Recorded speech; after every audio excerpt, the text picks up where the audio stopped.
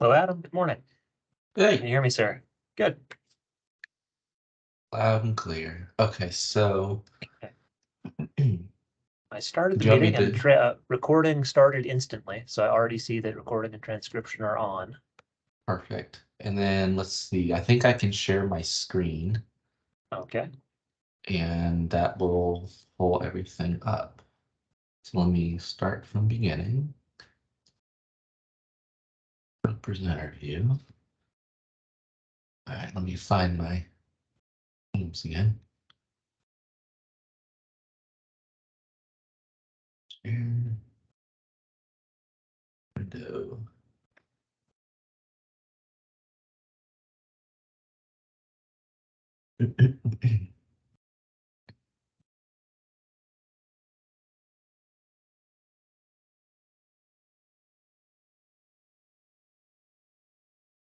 Do you all see the presenter view right now, or just the title slide? I see the title slide. Okay. All right. Perfect. That It's means it always worked confusing properly. if you've got two monitors up. It's always confusing to know for sure which one is being shared. Yep, exactly. Yeah, I'm like, okay, make sure they can't see my notes and the next slide and all that fun stuff. Cool. Cool, cool, cool.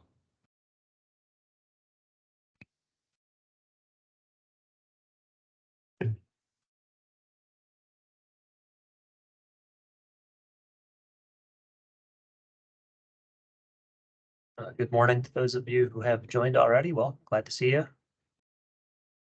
We've got quite a few folks registered this morning, so we'll give it at least until 9 o'clock, and hopefully get a good full training here and have a good session this morning.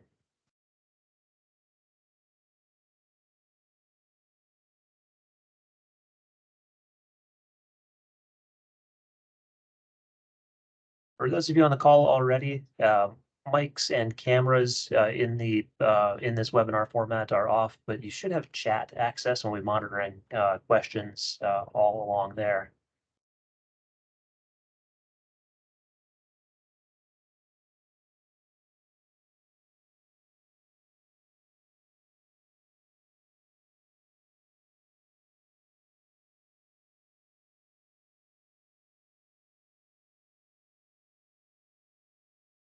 Oh, hey, Matthew, Maria is just let me know that her mic is disabled. Is there a way to enable her microphone?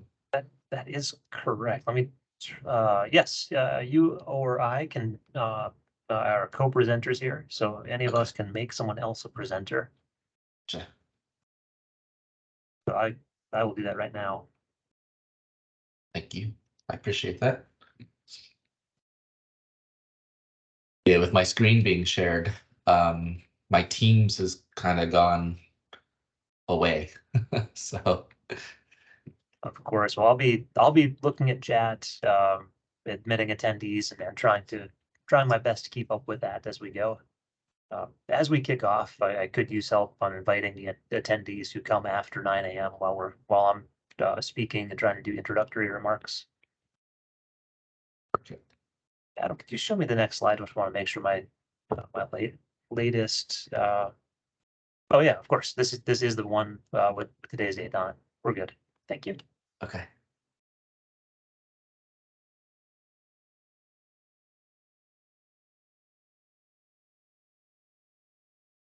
Any chance that you made a copy of this? Is this the one that was shared? This was the one that was shared. Okay. I Yeah. saw my org chart has overwritten the text of the notes, which it looks fine on my screen, but maybe not on slide 3. Okay. Do you want me to double check that? Yeah, if you'd unshare and just double check that real quick.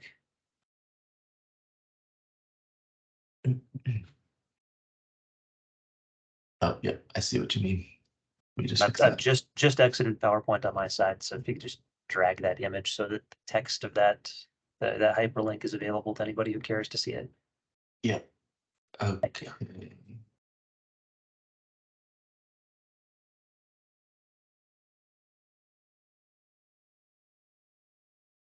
All right. That should be good now. That.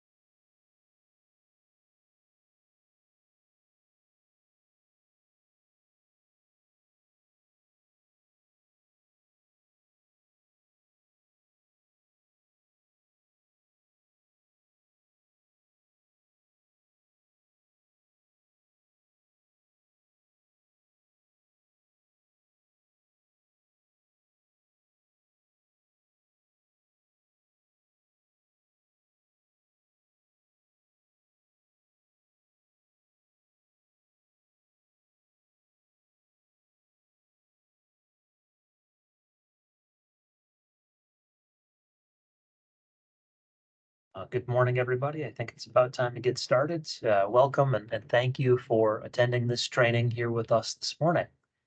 Um, I'd like to first and foremost thank everyone who's joined us today, and let everybody know this session will be recorded.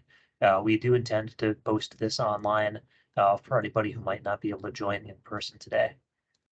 We are using a webinar format today, so you'll notice as attendees that your mics and cameras are automatically disabled. We'll be watching the chat, so if I get somebody to send a message and test that chat out just to make sure I'm being honest with that promise, we'll be watching the chat there. You may also uh,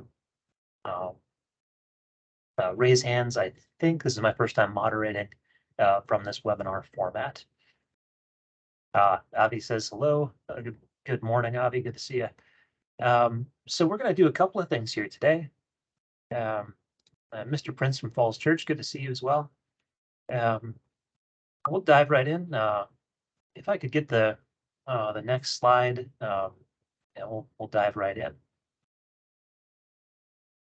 So first things first, a bit of an introduction and welcome. We'll give you some news and an org chart for who we are and how to contact us and follow up. And the meat of our presentation today is, of course, the tree conservation plan requirements. We'll be starting, though, with some basic minimum submission requirements, some good reminders for all of us who are preparing or reviewing infill lot grading plans. So I'll take the next slide. By way of introduction, my name is Matthew Hansen. I lead what we call the Site Development and Inspections Division. That chart in the bottom there with a hyperlink is a full divisional chart for us in the Department of Land Development Services.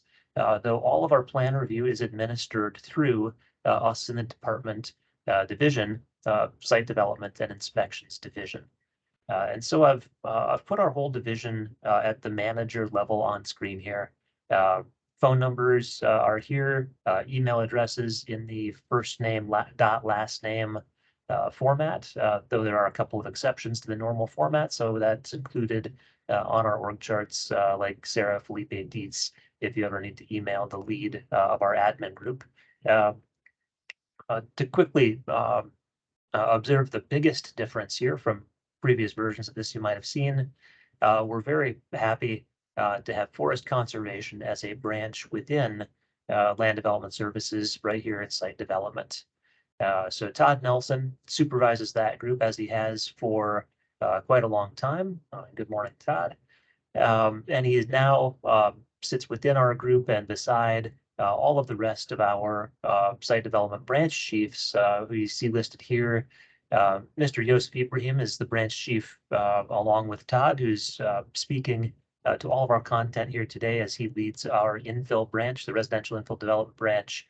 And so contact info for all of us is here on this screen. We're joined today by a few other key staff. We've got Adam Lapira for the Forest Conservation Branch. He'll be doing a good amount of our presenting today. I saw a question pop up. Is there any audio? If somebody could confirm that they hear most of what I'm saying, that would be helpful. Yep, we got you, Matthew. Very good.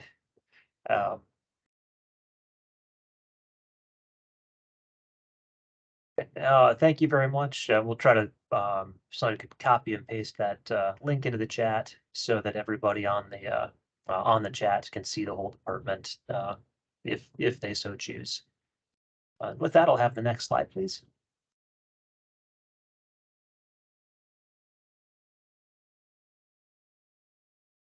I won't read this entire agenda to you, but this is our next plan. We're going to start with infill minimum submission requirements. Just by way of reminder, nothing new or earth-shattering here, but some common deficiencies that if these minimum submission requirement items are always paid attention to, we'd have a much smoother time for everyone through plan submission. The bulk of our presentation today is on tree conservation plans. And so we'll be hearing from Adam Lapira, Todd, and his team about all of the details about how to submit an approvable tree conservation plan on the first go. So with that, I'd like to turn it over to Mr. Ibrahim to give us a quick overview of some common deficiencies, some MSR content before we dive in to the forest conservation items. So with that, Joseph, if you would introduce yourself and take it away. Sure, thank you much. My name is Yusuf Ibrahim. I'm the branch chief for residential infill development.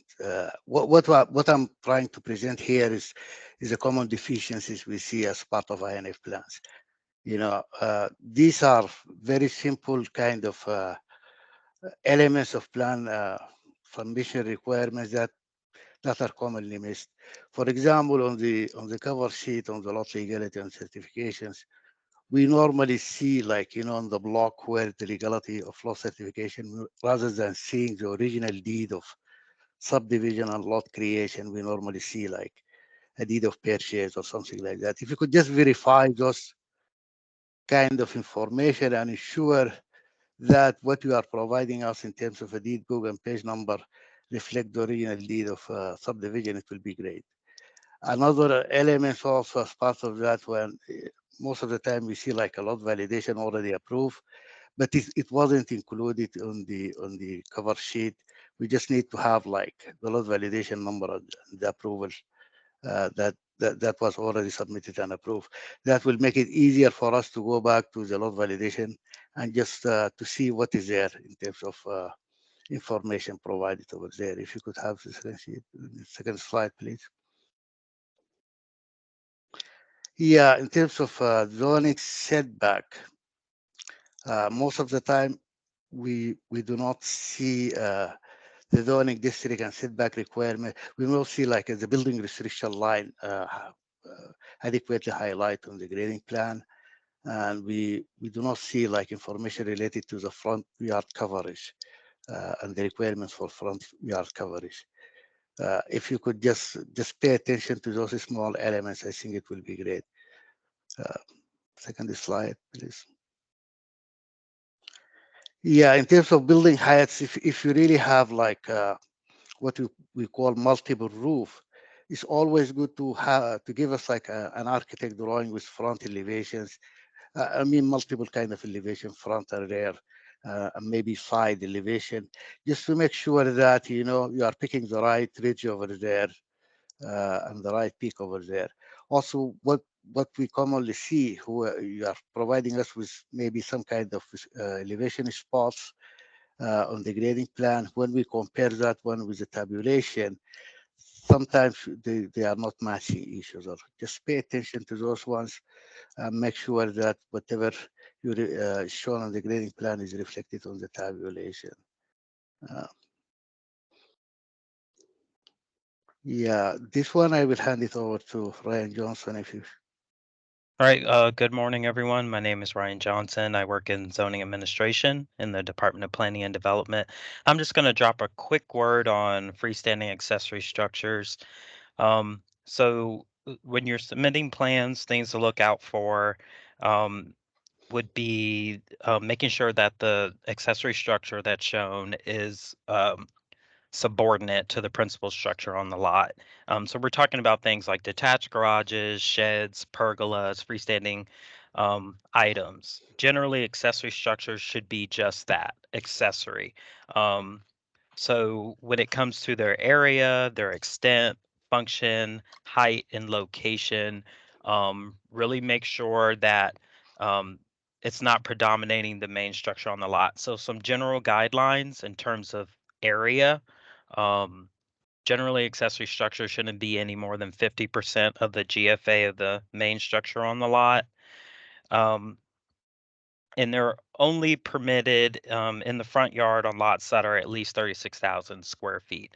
And they're never permitted in the front setback. And then based on their height, there are some, location regulations for where they can be located in the side and rear. If you ever have any questions, don't hesitate to reach out to zoning administration on whether a proposed accessory structure is actually subordinate to a principal structure. And that's all I have. Thanks. Thank you, Ryan.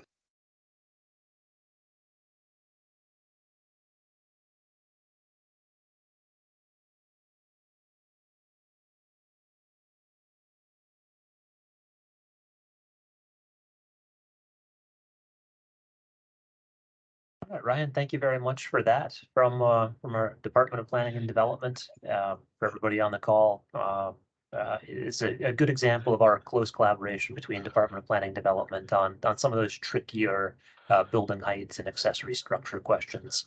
They are always at hand. We do prefer to coordinate during review with folks like Ryan than to have any problems cropping up at the end of the review process. So thank you, Ryan. And back to you, Yosef. Thank you, Matthew. In terms of erosion and sediment control, most of the time we don't see like a site-specific narrative. Some of the ENS narrative is just like copied from previously approved plan. Just pay attention to that and just make it like more specific. I mean, sometimes we don't see like an existing condition demolition plan sheet where what are the elements of the original plan that is to be demolished. Sometimes, like, if there is a shed to remain or to be removed, it is not clearly shown on the existing demolition plan. Sometimes we see like either missing or undersized stockpile. I mean, in terms of the size of it, and sometimes we see like a very small kind of footprint of a stockpile that normally wouldn't work for the level of land disturbance activity that is happening on the site. Length of construction entrance, sometimes we see something shorter than 70 feet with no wash rack on it. We see like limits of clearing and disturbance encroaching into the critical root zone more than 40%. Specifically pay attention if you are working close to trees on adjacent property.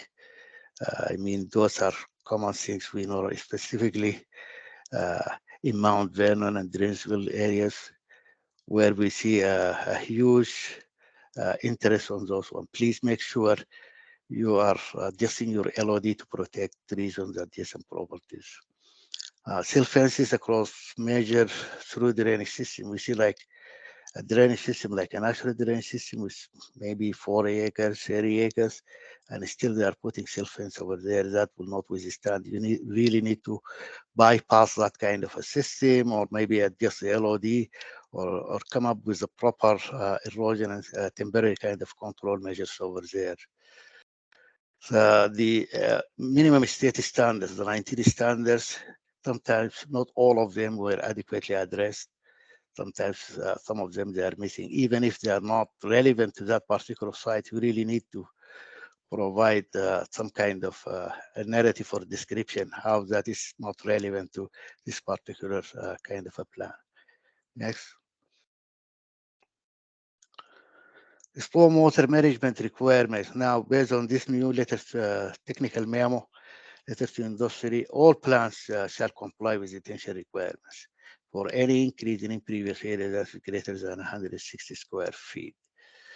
So even some of the plants were really exempt from 124 because of percentage imperviousness less than 18%, or maybe increases less than 500 square feet, increase in impervious area. You still need to comply with detention requirements. And just please pay attention to that. We have very minimal exemption if you really very close to maybe Potomac River or hugely major floodplains. And you really need to look at the what you call the outfall tool and make sure that within there is no kind of inadequate outfall over there. Otherwise, you really need to comply with the detention requirements. Uh, for the time being, if you have a case where it is really difficult to comply, it's always preferable to let us know in advance before you submit the plan and go through the requirement, go through the outfall analysis tools and see exactly what is going on. We will be more than happy to provide you with an input on what needs to be done and how we could adequately meet the detention requirements on that particular site with different options. If simplified detention method is not utilized as part of detention requirements, then you really need to comply with MS-19 in terms of adequacy of outfall and the extent of downstream review and provide all cross sections, storm sewer combs, and hydraulic grade line computation. And those are normally missing. You know, sometimes they are using like the routing computation, but they did not really provide us with a detailed channel protection and flood protection per Article 4 of the Stormwater Management Ordinance.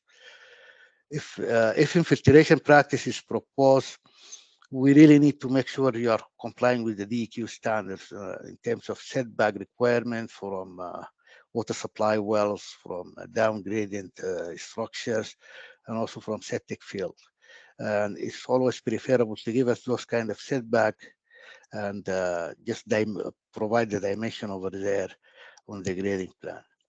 We also want to have a soil testing requirement adequately met, and I will come to that one later in the geotechnical part. If structure flooding is reported downstream, then we require 100-year detention. And basically, we have a number of structures that were flooded during the July 2019, and I think that tool is also available now in public domain. But we go back and look at our GIS system, and we see that areas of interest where we really have like a complaint of flooding in our database, structural flooding, not yard flooding. If there is a structure flooding, we will ask you to provide detention, and I think that is coming from the stormwater management ordinance. There is a provision over there for structural flooding. Next. Right. In terms of grading and positive drainage, sometimes we really don't have any kind of sufficient offsite topo data to assess the impacts on adjacent property. The whole what you call grading and it's just focus on the lot itself. You might need really to expand a little bit, and even you may use maybe a county data or something like that beyond your field survey data, just to tell us where that water is going and what will be the impact to the adjacent property. Also, through the drainage system is a big issue on overland relief computation. If you have anything like maybe 2 acres or more of offside runoff getting through your property, we really want to make sure that this offsite runoff is adequately conveyed through the lot, and computation should be based on 100-year storm, just to ensure that this will not flood any existing or proposed structure. Sometimes also we see like insufficient topo data or spot elevation to ensure positive drainage. Like for example, retaining wall, you really need to provide us with top and bottom elevations. Window wells, you really want to give us more spot elevation over there, and also around the walkout basement. This we see like some kind of a contours, but it lacks like additional spot elevation to ensure that we have a positive drainage around the building itself. This well along the back and side yard directing runoff toward adjacent properties. This we commonly see, you know, like if you are grading the swell around the side yard, don't discharge the water directly into the property owners. Maybe, you know, where if you have like conveyance system in the front, you could direct the water in the front. Sometimes you have a conveyance system in the back. Make sure you are directing those kind of side wells into adequate kind of conveyance system, receiving system. Driveway culvert, most of the time we see them missing, and we see no spot elevation just to assess the need for a driveway culvert. You just need to, whenever you have a driveway culvert, you need to provide us with adequate kind of spot elevation around the culvert, the driveway, to make sure to assess the need for a culvert crossing or not. Impact of sheet flow on adjacent properties is not fully assessed. Sometimes you say, okay, I'm disconnecting some of the roof and the downspout into infiltration facility, but sometimes you might be increasing the runoff towards one direction. You might be meeting the entire detention, I mean site-wise, but you might be increasing the runoff towards if the site is draining into 2 to 3 outfalls. Make sure whenever you have a sheet flow directed into adjacent property, you are providing us with pre and post runoff computation to show that there is a reduction in sheet flow and runoff volume towards those property. Floodplain setback requirements, these are very common also. Whenever you have a floodplain on your property or adjacent to your property, you need to provide us with the floodplain elevation and the source of the information. If you are, if the information is say from FEMA, FAM or something like that, you just really need to provide us with the information and make sure you are meeting the 18-inch above from the lowest floor elevation of the proposed building, and also the 15 feet setback is always good. Just provide with small compliance narrative or notes showing what is the lowest floor elevation and what is the floodplain elevation, and what is the source of the floodplain data used in making sure you are meeting the setback requirements per zoning ordinance regulation. Next. Soil map and geotechnical. Sometimes we are missing like a soil certification and limited geotechnical report. Yeah, make sure even if, if you are working on class 3 or 4 soils, you are providing us with the right limited geotechnical report or soil certification for those ones. And if you are doing like an infiltration facility, you need to have a minimum of 2 boring and 1 soil infiltration bit to verify the viability of infiltration practice. And the boring bit should extend at least 4 feet below the bottom of the infiltration. Sometimes the boring is terminated before you reach to a depth that is 4 feet below the bottom of the infiltration facility. Yeah, these are the common things we see. I think, yeah, we have question and answer. If you have it, yeah, go ahead, Mash. Yeah, yes, I want to say thanks for that, and I know we've advertised this firstly as a forest conservation plan discussion, but everything is absolutely linked. Things like accessory building heights to especially drainage and the extents of grading necessary to achieve drainage. So this starter 20 minutes or so about some common minimum submission requirements, I think is a good baseline for launching into our main discussion today about forest conservation plans. With that, if there are any questions, that we'd entertain any at this time about those minimum submission requirements by chat, and we'll try to respond to them with the experts that are here.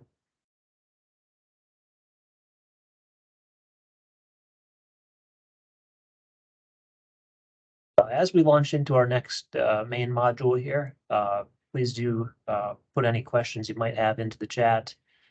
We will try, as we have here, to field questions at the end of that discussion. Mr. Budnick has his hand up. Greg, I've unmuted you, so you should be able to go ahead, sir. I haven't.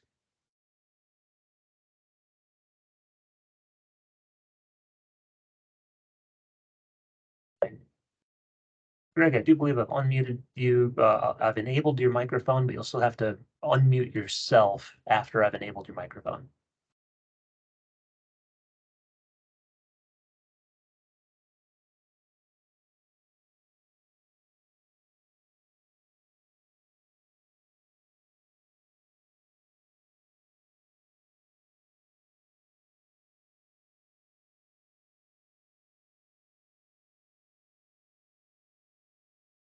Right, sorry, Greg, we're not hearing from you, but if you the unmute button is there, or if you want to throw a question in the chat, Mr. Rob Whining.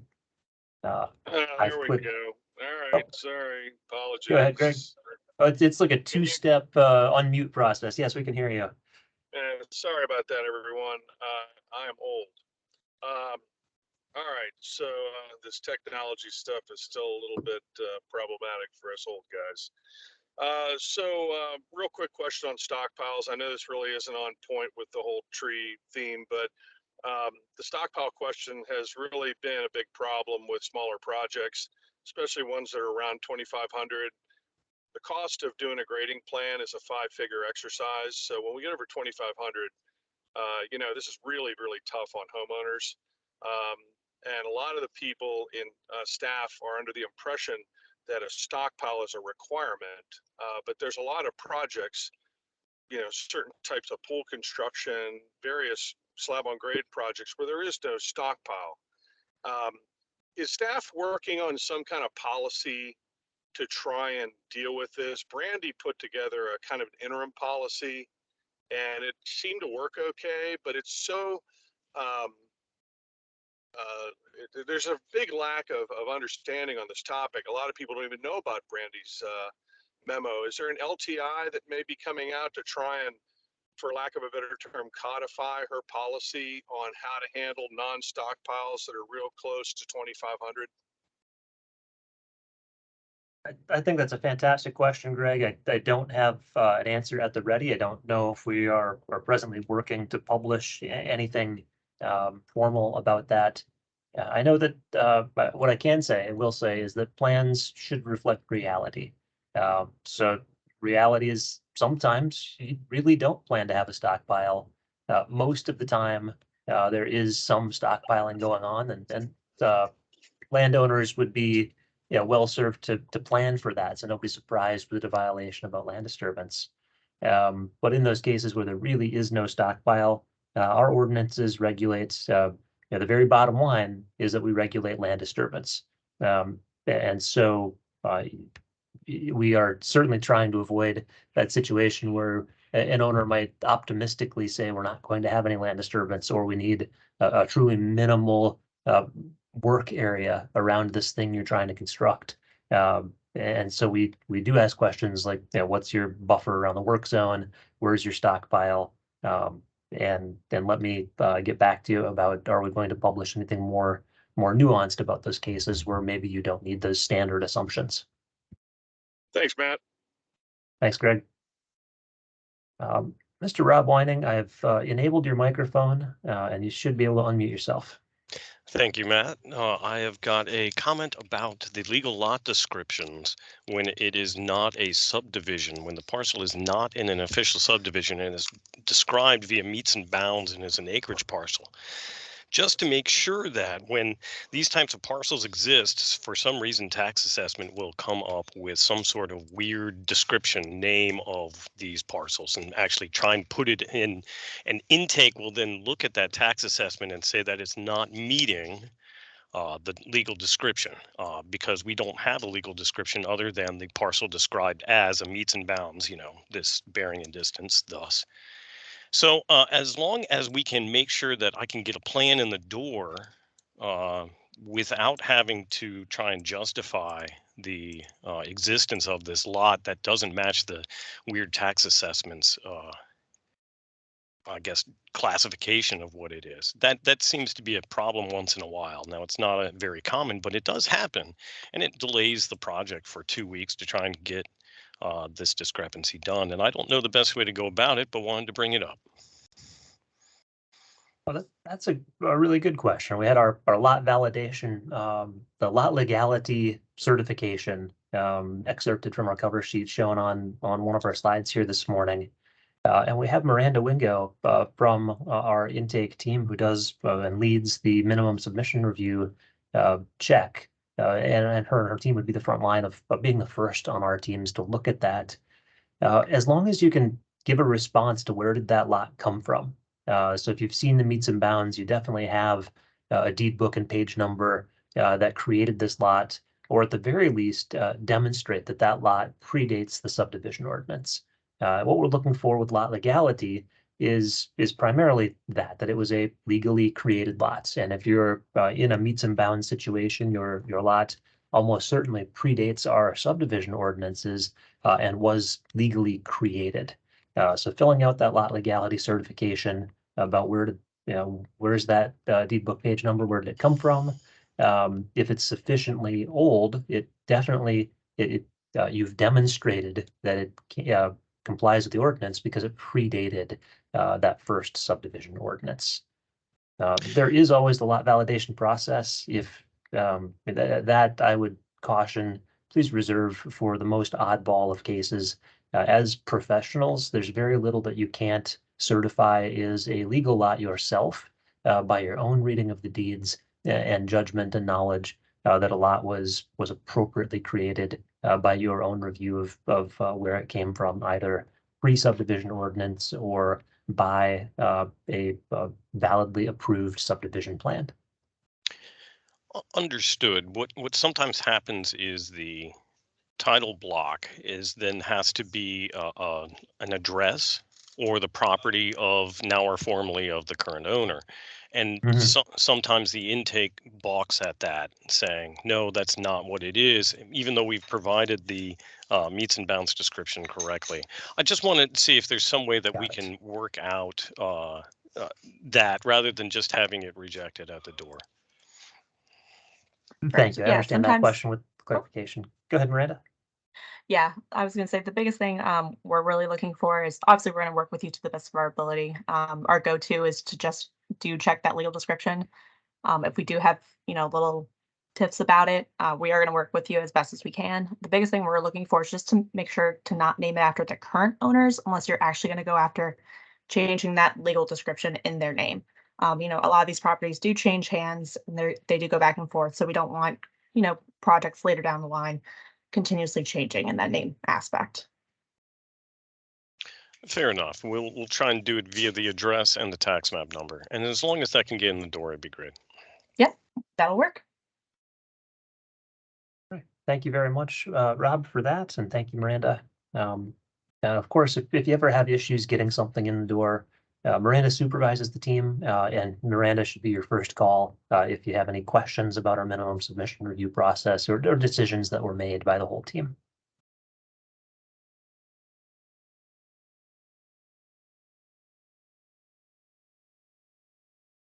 Okay, with that, I think we'll launch into our urban forestry content.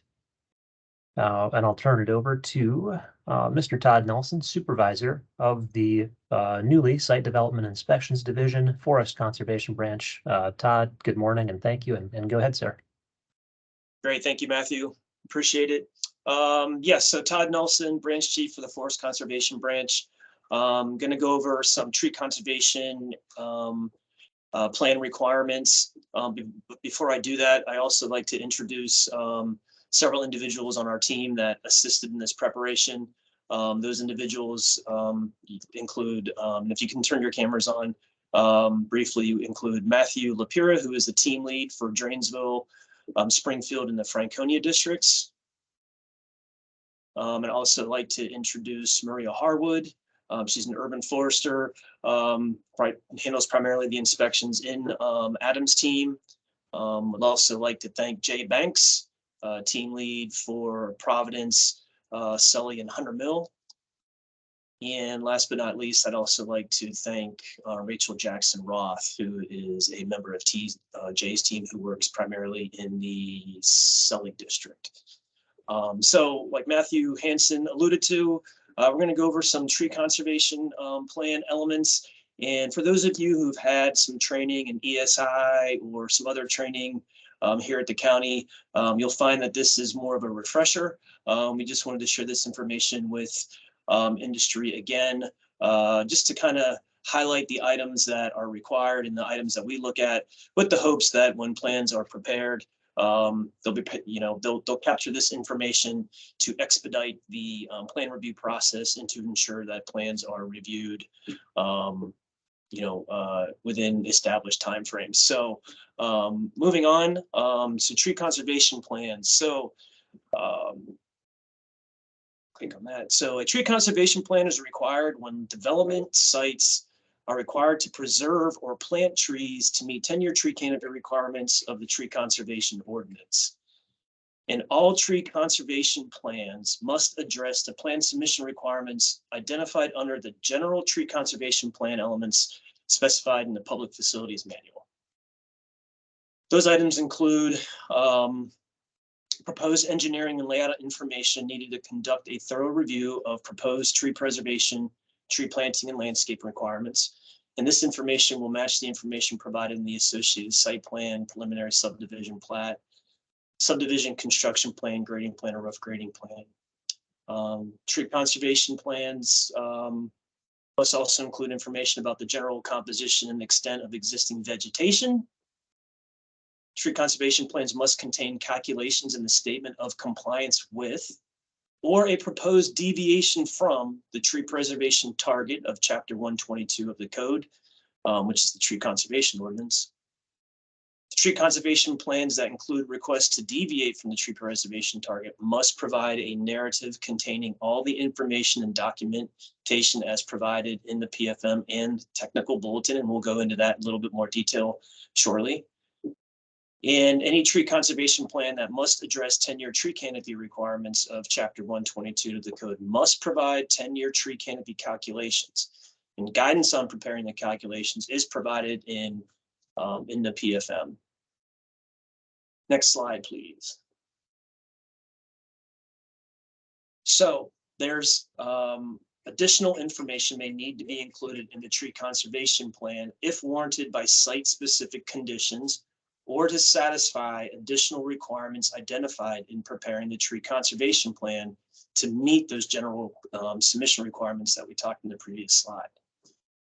Plans that involve the removal and or preservation of existing trees must provide tree inventory and condition analysis information in accordance with the PFM. Plans that involve tree preservation must provide a tree preservation plan and narrative as provided in the PFM. And plans providing tree planting or other landscaping treatments to satisfy 10-year tree canopy requirements must provide a landscape plan. Next slide. Now, there are some exemptions. The following plan types are not required to include an existing vegetation map, tree preservation target calculations and narrative, 10-year tree canopy calculations, tree inventory and condition analysis, or tree preservation plan narrative. All minor land development scenarios and public improvement plans must address the site engineering and layout information and the E&S control plan requirements under the general tree conservation plan elements. However, in accordance with PFM 12-0303.4, if the director determines that significant tree resources or forested areas are threatened by any of these plan types and or development scenarios, then the director may require any or all of the general and or additional tree conservation plan requirements to be addressed. Next slide.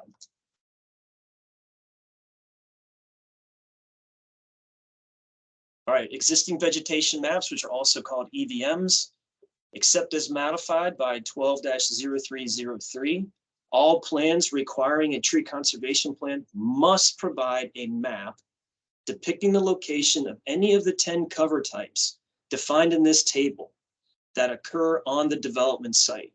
This map must be labeled as the existing vegetation map and must accurately delineate all areas of the cover types defined in this table and measure 500 square feet or greater in size.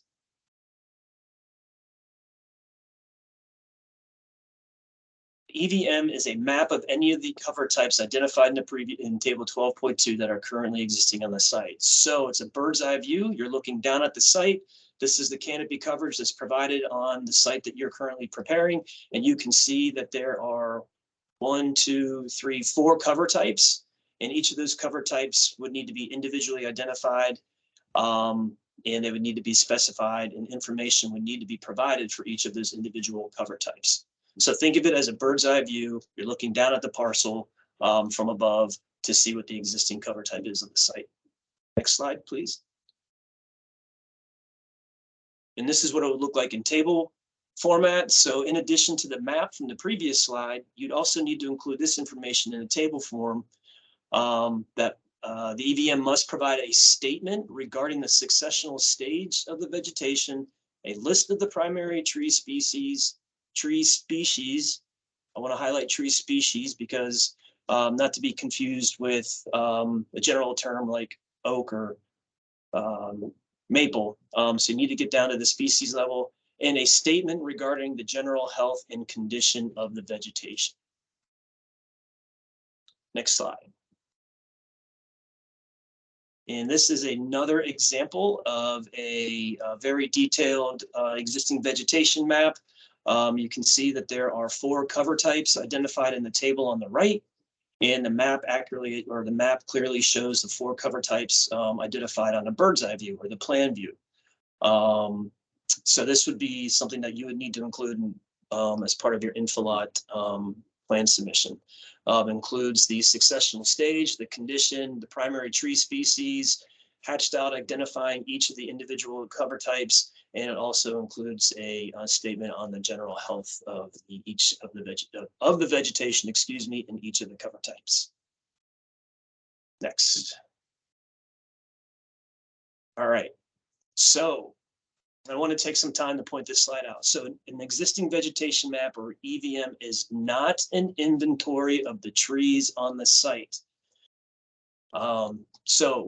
Don't show the individual trees and their individual critical root zones and a calculation for each of the individual canopies of each individual tree. Reason being is sometimes there's overlap. You might have an overstory tree that's going to shade a tree that's below it. So don't show critical root zones as existing canopy. Show only the outer edge of the existing tree canopy that's needed. No proposed conditions or engineering information needs to be shown on the EVM.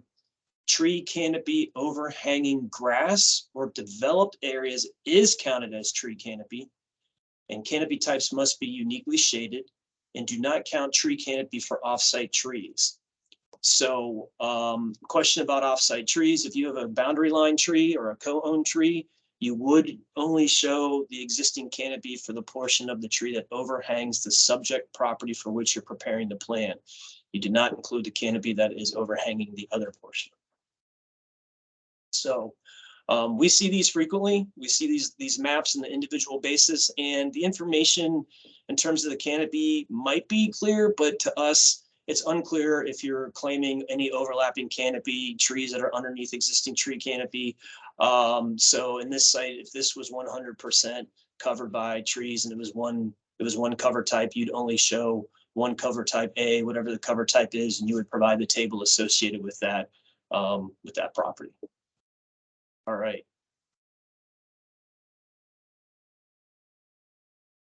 So just some talking points, or not. Adam, can you go back one more slide? There we go. So again, just to clear up some emphasis on some talking points here. Remember, an EVM is not a tree inventory showing individual tree locations. Show only the outer edge, no proposed conditions. Overhanging canopy types must be uniquely shaded and do not count tree canopy for offsite trees. So just wanted to hit that home. Okay, Adam, next slide. Thank you. So a knowledge check, and you can just put it in the chat. We'll take a couple the first responses here. So true or false, an existing vegetation map is required on all Infilot grading plans. True or false? Let's see what yet. I'm going to pop open the chat here.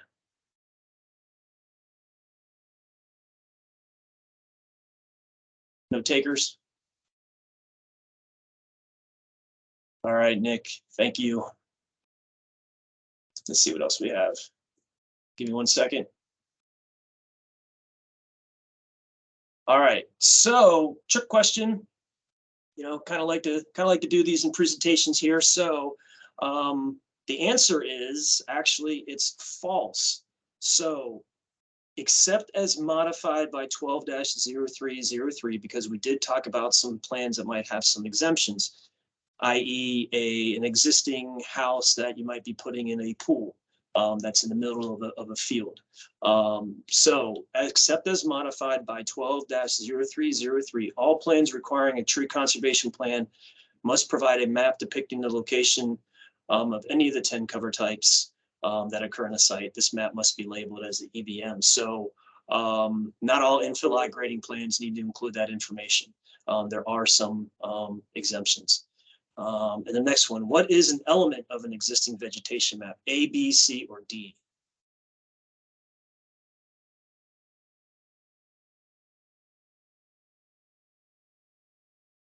All right, Jake Kirkwood, yes, the answer is C, cover type legend with unique symbol and shading. Thank you. All right. So moving forward to general tree conservation plan elements that are specifically related to the tree preservation target calculations and statement.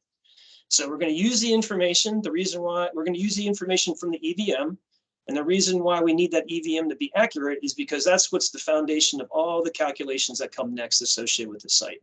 So the accuracy of the location of the trees, the canopy of the trees on the site pre-development is very important to capture that and capture it accurately, because like I said, that drives and that dictates and that is the foundation for the remaining calculations associated with the property. So what is a tree preservation target? So the tree preservation target is, and it's confusing because it's a percent of a percent, but I'll try to explain it as clearly as possible.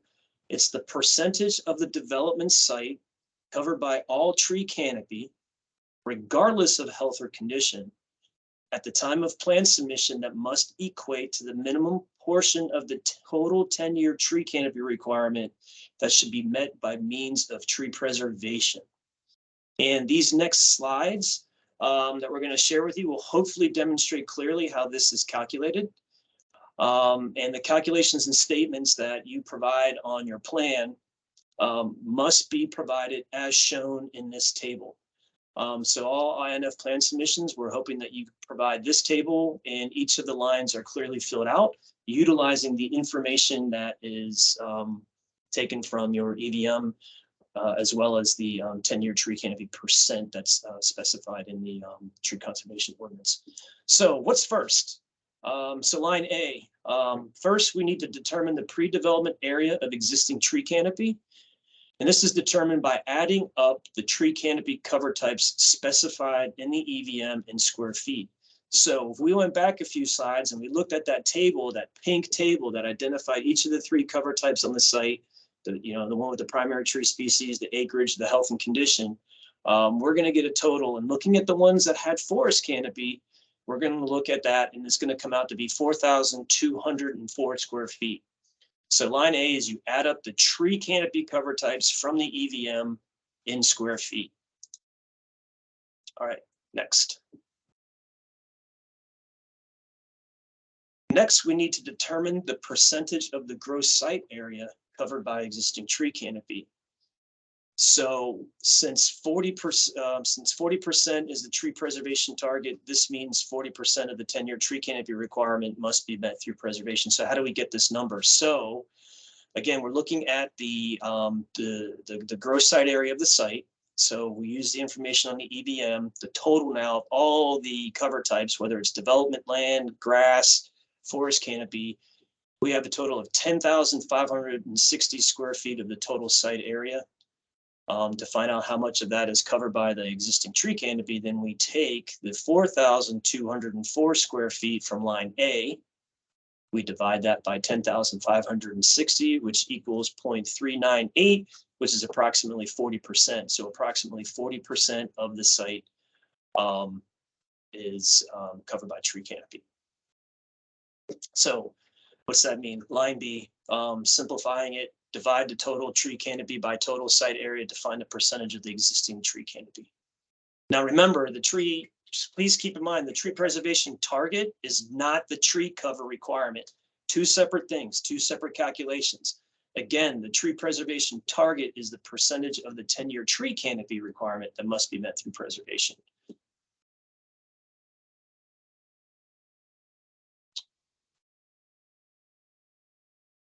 Second here. Okay. Line C, now we check the 10-year tree canopy requirement for a property zone R3 by referring to PFM table 12.4. This is actually the easiest line to fill out because all it is a reference. You go to the table, you go to table 12.4, you find out what the property is zoned, and you pop in the percentage that's identified. So this site's an R3, which means it has a 10-year tree canopy requirement of 25%. Next. Line D is the same as line B. So you have 40% on line B. You come down here, percentage of the 10-year tree canopy requirement that should be met. Line D is 40. Line E. Line E is we need to determine the tree canopy area that should be met through preservation. And we do this by determining the 10-year tree canopy requirement, which is the gross site area multiplied by line C, then multiplying that by line D. So line E is 1,056 square feet. So the tree preservation target is 2,640 times 0.4, which equals 1056. And again, line E is find the tree preservation target by multiplying the 10-year tree canopy requirement by the existing vegetation. So 2,640 is the 10-year tree canopy requirement. So if we take the gross site area, multiply it by 2.25, that gets 2,640. You multiply that by 0.40, and there you go. There's your tree preservation target. Next.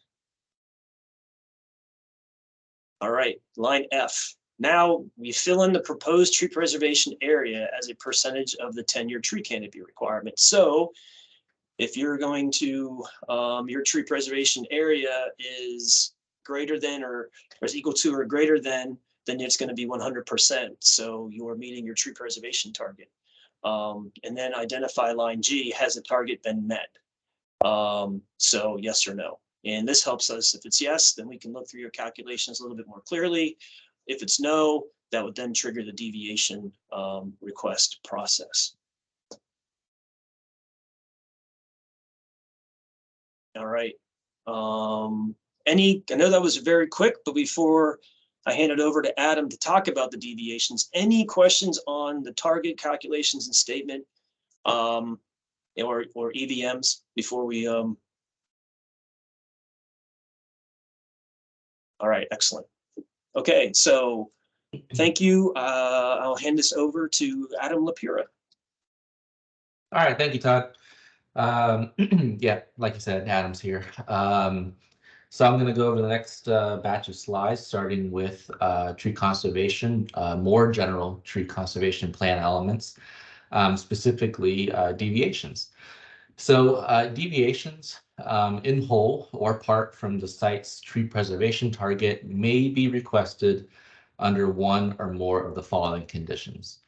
A request to deviate from the tree preservation target must take the form of a letter addressed to the director that provides a basis for the deviation, as well as describes how the deviation is the minimum necessary to afford relief, and also how it describes how the 10-year tree canopy requirement could otherwise be met by means of tree planting or by means of off-site tree canopy banking, or even a contribution to the tree fund. So as you can see here, those three conditions, meeting the target would preclude the development of uses and densities allowed by the zoning ordinance. The existing vegetation does not meet the standards for health and structural conditions.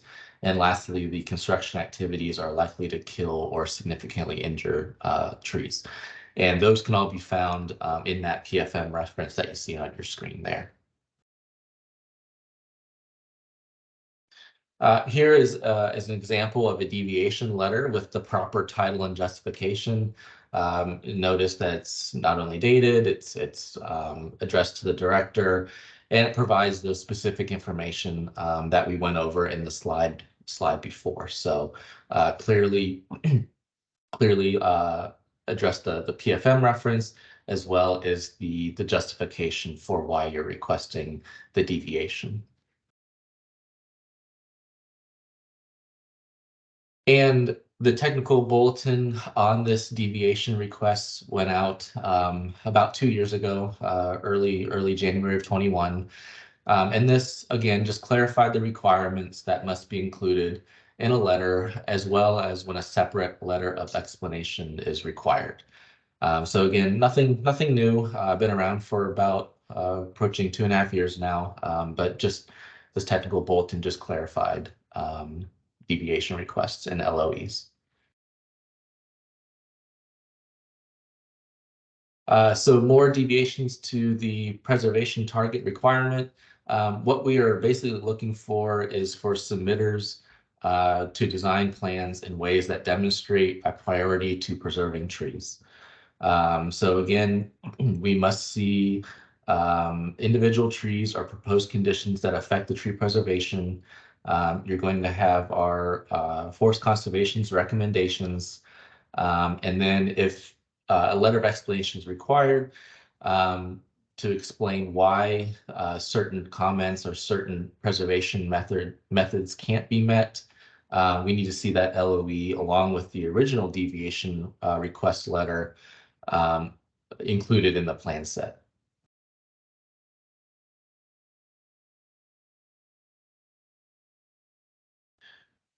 So again, the deviation request must be submitted with each plan submission where you're requesting a deviation. Do not submit a deviation request for zero tree preservation canopy where opportunities clearly exist. The LOE, or the letter of explanation, if applicable, must be included with the subsequent plan submission. And then forest conservation approval must be included in the final plan set. Again, we are looking for submitters of these plans to design the plans in a way that demonstrate a priority to preserving trees.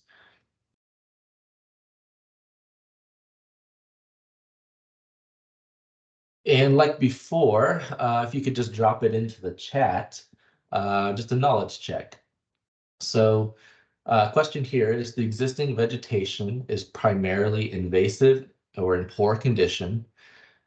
Trees far enough from the proposed construction to survive. So in this case, which condition would be appropriate to justify the deviation? Would it be condition 1, 2, or 3?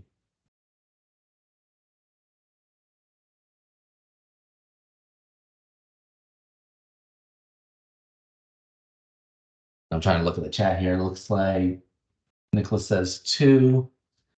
That is the correct answer. So again, it goes back to the health. So a couple slides ago, those 3 justifications. Number 2 is health of trees.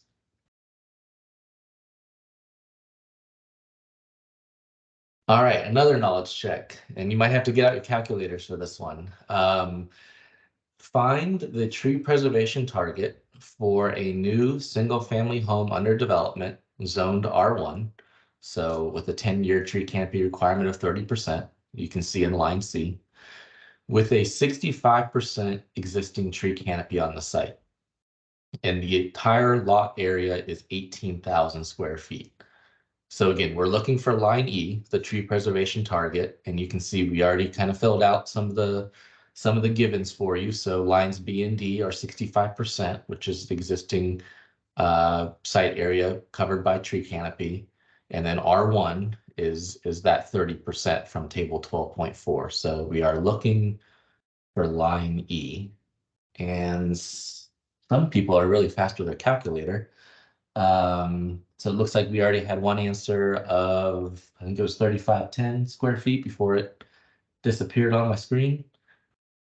Anybody else?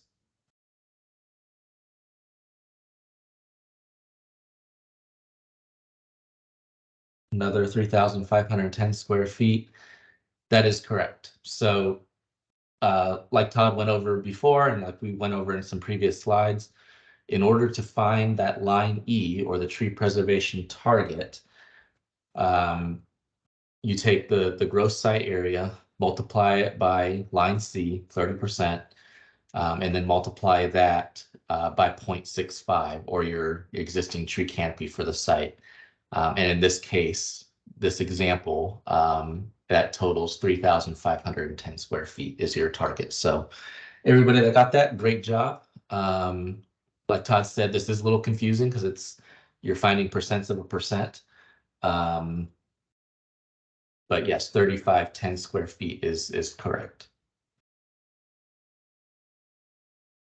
All right, so Adam, if I can, just a couple, some additional talking points with deviations. And I want to emphasize what you mentioned, which is basically the basis of the tree conservation ordinance, which is to, when you're looking at sites, is to have conversations with your clients regarding the existing vegetation on the map, and the emphasis should be placed on preservation. So looking at, one, meeting the tree preservation target, and two, maybe there was even an opportunity to provide more trees through or more preservation to get closer to your 10-year tree canopy requirement, because it is our office's priority to place an emphasis on tree preservation.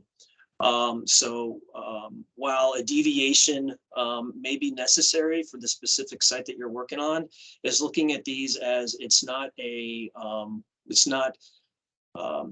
the applicant's entitled to it.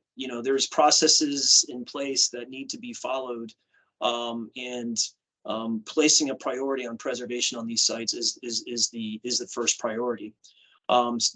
Having said that, if you feel that you need to ask for a deviation, in using any of those justifications, the site-specific component of that is what it is. It's a site-specific justification. So the deviation letter should not just include one of the paragraphs and say, and I'm paraphrasing here, we're requesting a deviation under paragraph 3. Please allow this site to proceed with the deviation request.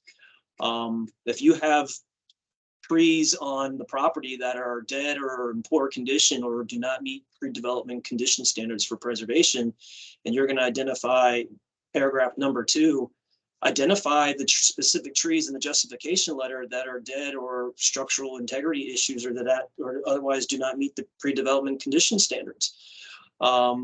If you claim that it's construction activities and you claim paragraph number 3, provide a little bit more information, or provide specific information on what specific construction activities you are referring to that are precluding, where you feel are precluding you and your client from being able to provide tree preservation, whether it's the installation of the sanitary connection to grading associated with an infiltration trench or downspouts. But any site-specific information, you must include that as part of your deviation request. In addition, if you submit that information and we're reviewing it, and any of our reviewers provide recommendations where we feel that there are opportunities for additional tree preservation, and we identify that, and you or your client are rejecting those suggestions, then you must go to the letter of explanation. You're not revising it's not to go back and revise the original deviation. That original deviation request stays the same. And what that letter to industry, or that technical bulletin, was, if our office provides opportunities for consideration for additional tree preservation, that's what triggers that separate letter of explanation. And in that letter of explanation, you would include any of the what did you look at? What additional techniques did you look at? Like, hey, we try to consider shifting that infiltration trench. However, we can't do that because of X, Y, and Z. And we just wanted to place a little bit more time on going through the letter of explanation. So that is important to inform us that, hey, we've done this research, we've done had these conversations, and quite frankly, we're rejecting your recommendations because of this. So both letters, one, they're separate, and two, both need to include very specific information as part of the review process. So anyway, I just wanted to touch base and place a little bit more emphasis on the deviation letter and then the letter of explanation. So thank you, Adam. I hand it back to you. All right, thank you. So more general tree conservation plan elements. going on with the 10-year tree canopy requirements and calculations. This table here, 12.4 within the PFM, identifies those zoning districts and the percent of the site required to be covered by tree canopy in 10 years' time. So like on the previous slide, table 12.4, line C, as Todd said, the easiest box to fill in. Just an example of table 12.4 here. So whatever your lot is zoned as, R1, R2, R4, whatever, the corresponding percentage of site to be covered in canopy in 10 years is listed there as a percent. So again, very, very easy part of the form to fill out. All right, so previously we filled out step A, so area A. Now we're going to move it down to B, C, D, and E throughout this 10-year tree canopy worksheet. So in this general worksheet, you're providing the required information as it relates to each specific section of the PFM. And within our examples, you can see we do have the references of the PFM sections.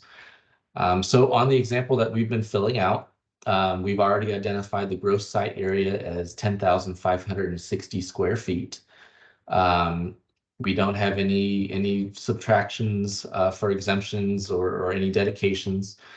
So in line B4, you can see the adjusted gross site area is going to be the same as the site area, so 10,560 square feet.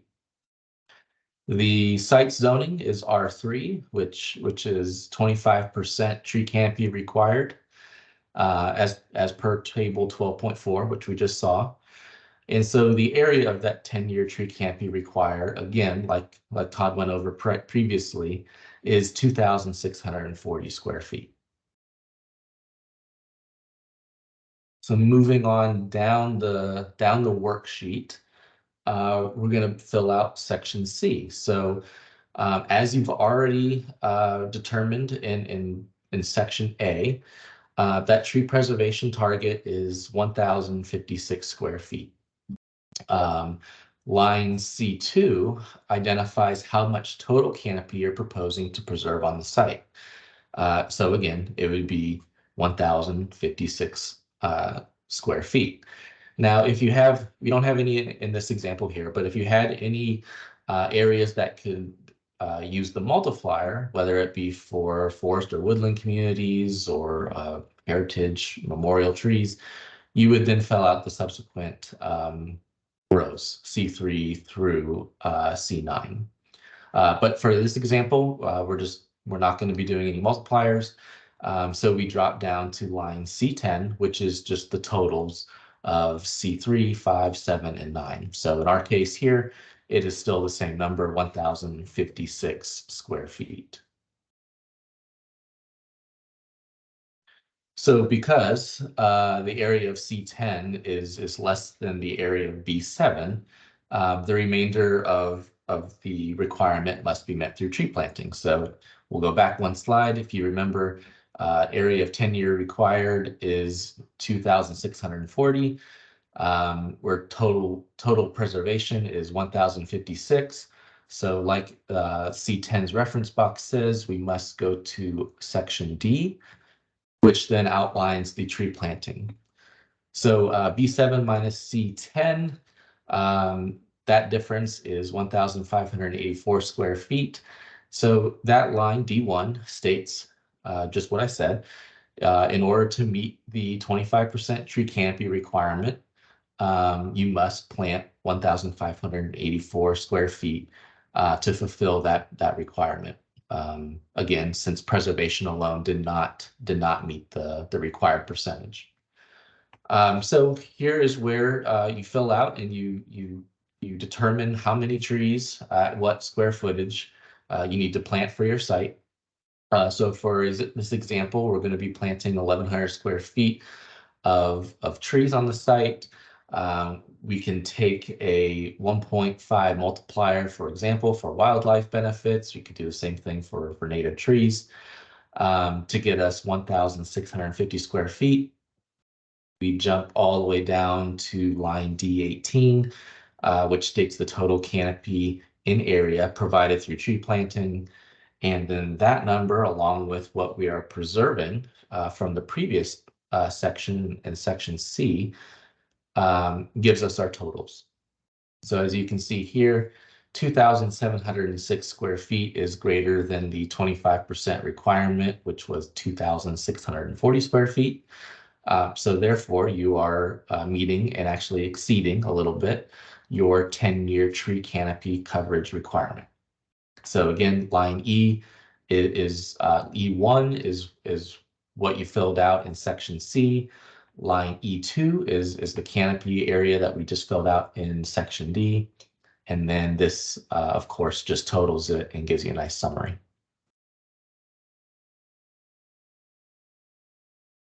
Thanks, Adam. I see a chat in the corner here from Avi asking for an explanation of the multiplier system, the 1.25 and the multiplier is less than 1. Could you speak to any of those that are relevant to this slide? And if you're going to hit those less than 1 multipliers on subsequent sides, we can cover that then too. Sure. Yeah, I believe we are hitting some of the multipliers later, but I can talk a little bit to them now. And Todd, feel free to jump in if I leave anything out. The multipliers of, as you can see, I went back a few slides within the tree planting section of the requirements and calculations worksheet. If you are providing a tree and a tree that you're proposing to plant new on your site, table 12.14 of the PFM has a great list of tree species and any native wildlife or water quality benefits, energy conservation benefits that tree may additionally gain. So that's where those numbers come from. So for example, if you're planting a white oak, you'd be able to claim a multiplier for that. I believe Avi's question, anything less than 1 is, Avi, can you clarify? Are you asking for planted trees or? No, I got them. So Avi, I understand the question. It's regarding preservation. So oh, gotcha. I see it now. Yeah. Can you please explain when canopy can receive 1.25 multiplier as outlined in the PFM? This is inconsistently applied by reviewers, and it's inconsistently applied by the engineers that submit these plans. So for clarification, table 12.1 of the PFM identifies a minimum forested area size and dimension that can be afforded additional canopy credit. So existing early successional, if it's the minimum area size, it's got to be 2,178 square feet and a minimum width of 10. Subclimax, it's 4,356 area. So depending on the successional stage and the minimum size area, there's where the post-development condition standards can apply for canopy credit. Forested areas consisting of sizes or dimensions smaller than the minimum standards may count towards meeting the 10-year tree canopy requirements. However, these areas are not eligible for the default canopy credit multiplier of 1.25. So that's associated for the size. Also for reduced canopy credit, it can depend on the quality of vegetation, the species, the type, the presence of invasives, the how far along the invasives are in terms of their growing in the tree save area. Do they currently threat or will they prevent the tree from being able, or the forested area from precluding them from being able to provide their 10-year tree canopy benefits? So as part of our review, our reviewers will go out as any plan that we get to look at the site and look at the proposed tree preservation and make comments and provide information accordingly based on the type of plant material, the condition of the plant material, the health of the plant material, and as well as presence of any invasives, the size of the tree save area. So all those are elements that are taken into consideration when determining what type of canopy credit to apply to the tree preservation area.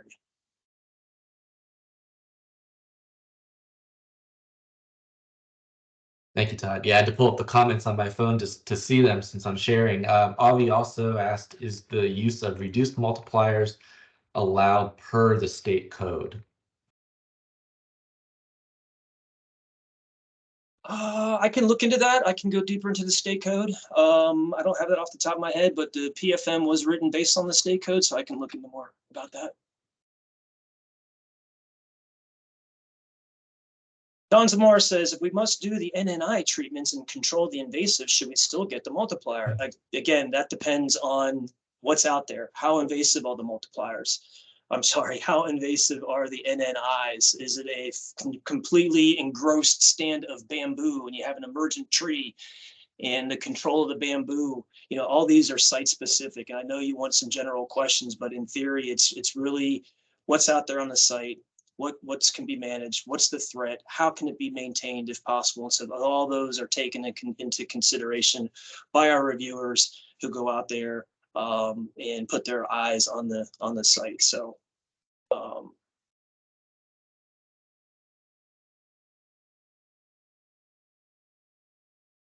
Okay. All right. Thank you, Todd. I think that's all I saw in the chat for now. And again, we will have more time for questions in a little bit as well, too. So if anything else pops up, feel free. All right. So some additional tree conservation plan elements that we can go over. As stated a little bit earlier, additional information may be needed to be included in the tree conservation plans if warranted by the site-specific conditions, or to satisfy additional requirements identified in preparing the tree conservation plan to meet those general submission requirements. So plans, any plans that involve removal or preservation of existing trees must provide a tree inventory and condition analysis in accordance with the PFM. So as you can see there, all the different sections outlined in 120307. And then also make sure that the trees that included are in the inventory and condition analysis have their estimated critical root zones delineated. And then these CRZs must be determined using the formula found in the plate within the PFM 2-12. And again, here in Fairfax, we go by 1 inch in diameter equals 1 foot in radius.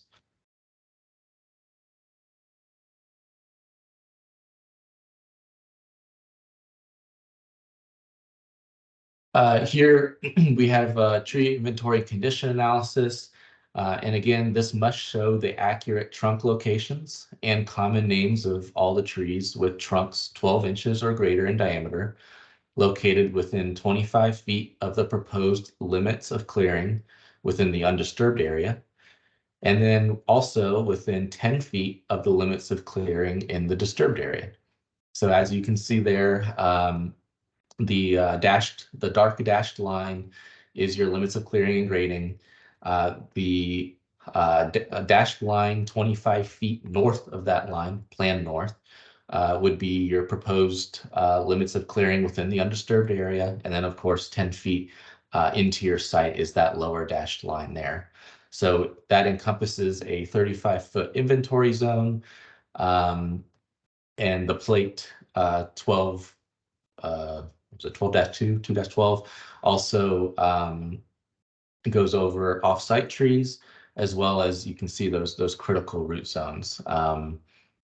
So please see that plate 2-12 for more information. You can see the trunks are labeled. CRZs are clearly delineated for, again, trees with trunks that are 12 inches or greater in diameter at breast height. And then similar to the last plate, this is just another view. This will show dead, poor, and hazardous condition trees. So as you can see in this diagram, please note and address all dead, poor, hazardous trees with notes or in the inventory table. You can see here we do have a couple of dead trees or hazardous trees listed out. You can also see that the dead trees do not have a critical root zone. We do not need to see CRZs for dead trees. However, like in the middle of the screen here in the plate, that 12-inch pine was addressed as hazardous. We still show the CRZs for that within that 20 or that within that 35-foot zone.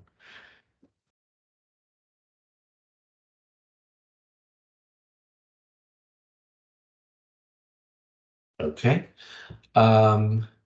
And I believe that's probably the end of mine. I believe I'm going to turn this over to Maria Harwood, who is an urban forester on my team that does a lot of site inspections.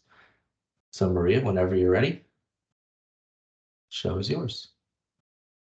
Thank you. I did see one chat pop up. I didn't know if we wanted to try to address it just before we moved on. Yeah, absolutely. Would you like me to read it? I got it here on my phone here. Looks like Don says, is 12-inch diameter limitation applicable to offsite trees? I've had a couple comments requiring inventory of offsite down to about 4 inches. Can you clarify?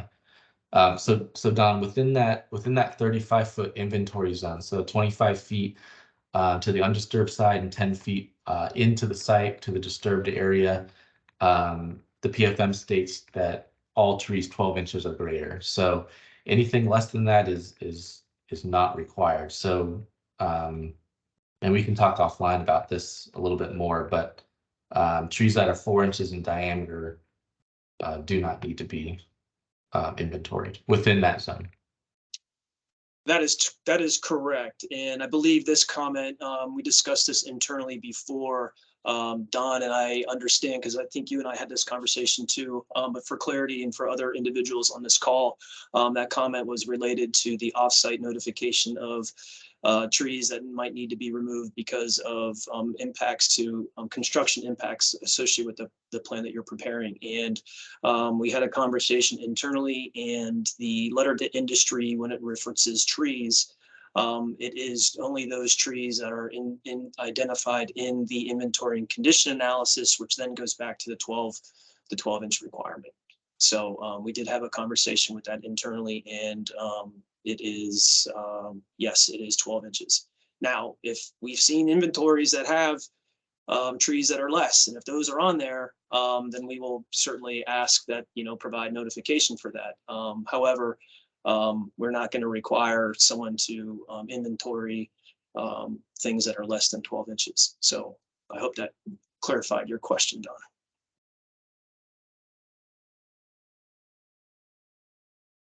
Yeah, thanks, Todd. And just before I hand it over to Maria, this is okay. Yeah, you're welcome, Don. Before I hand it over, this is just a really great example of a tree inventory and condition analysis. You can see here it clearly lists out not only the botanical name, but the common name associated with the tree number or tag number. It lists the size, it lists the CRZ as in feet, lists a poor condition, yes or no. You can also do it as a condition rating, and then it shows the status and any comments. So great example. It doesn't have to be this word for word or in this exact format, but again, these are some of the headings that we're looking to see. And like Todd has even mentioned before, botanical and common name is preferred. The tree inventory and conditional analysis, the technical bulletin went out in December of 21. So as we alluded to, any infill lot grading plan must include the proof of notification to the adjacent property owner of shared or offsite trees that are recommended to be removed because of the proposed construction activity. So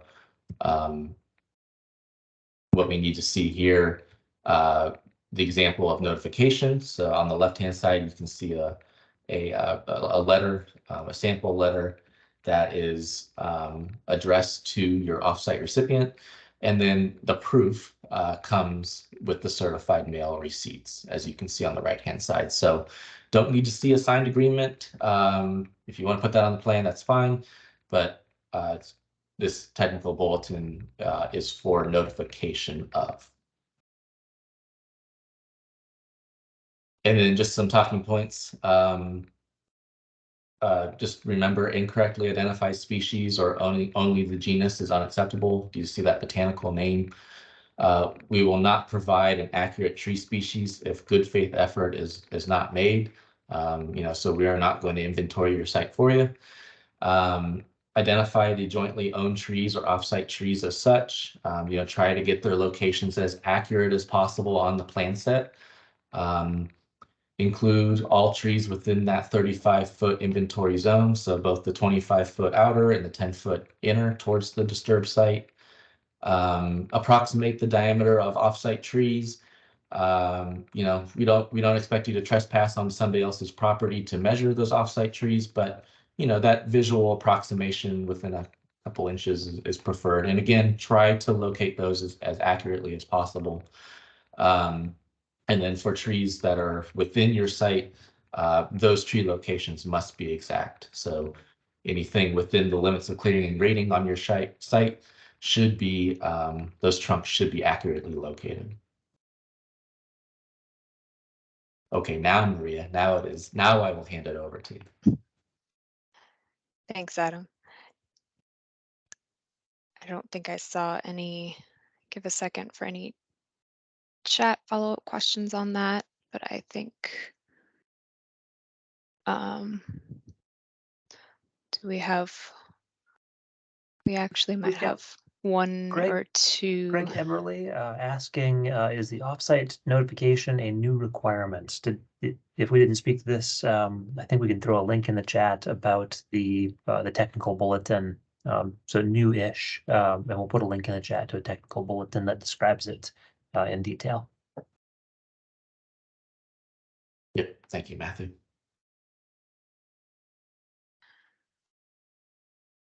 And for Mr. Neil Endy, enforcement procedure question for 18.2.140, so that'd be a state law, destruction of trees, being upon the property of another. I think that's a question that goes beyond the scope of tree plan preservation, tree conservation plan preparation, and beyond the power of local ordinance. Though off-site land disturbance, off-site work in the context of an infill lot grading plan would be work that's beyond the approved limits of construction, would be an area where county code does speak to, may be helpful in that question. But thank you for that.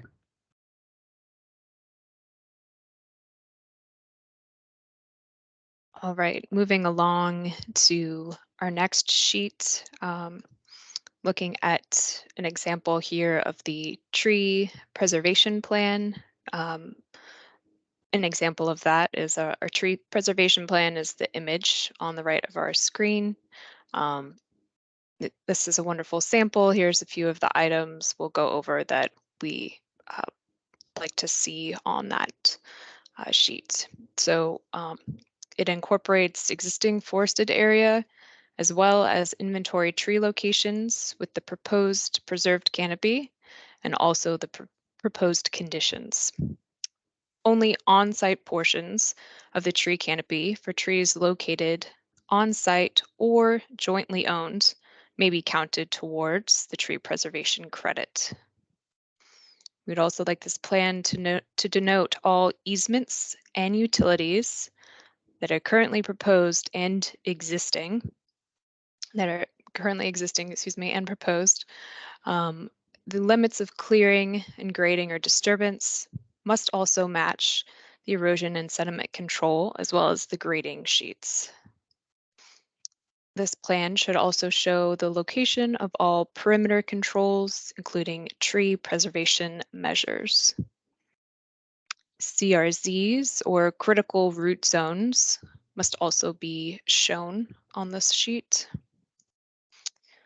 Also, areas of invasive species or poor condition trees should be shown, areas of invasives or poor condition trees that are proposed for preservation credit will receive reduced or no credit. So we did briefly touch on that earlier, just reiterating. Also on the sheet, we'll show some of the plates that are in our PFM. The plates on the sheet should be applicable to the current plan set. So please remove any that might just be cut and paste and don't apply to this exact plan set. So it should be applicable to the current site that we're reviewing. Areas of the tree preservation canopy should be labeled with the size in square feet for each tree save area. So for example, tree save area 1, 2, 3, or A, B, and C, and then have the size in square feet with that shaded area denoted on the plan. A general note, we'll repeat this a few times, but trees preserved for proposed for preservation should not have more than 40% the CRZ or critical root zone disturbed.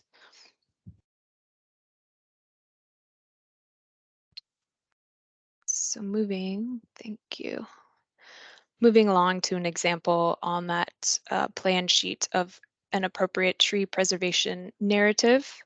The narrative is the written description portion, and this must accompany the tree preservation plan elements to describe specific treatments, practices, specifications, standards, and plans that will be used to preserve and manage trees in the forested areas. This needs to show the information about the timing and removal of any dead or potentially hazardous trees that might be occurring within the preservation areas. It should also address how any human health or safety risks will be eliminated from forested areas. This narrative must also address how the invasive plants will be managed in forested areas. And again, reiterating what we said on the previous slide about having information that is applicable to that plan set. So for invasive species, keeping it to the invasives that are actually currently on that site that were inventoried. So don't have a listing for bamboo if there wasn't any bamboo found on that site.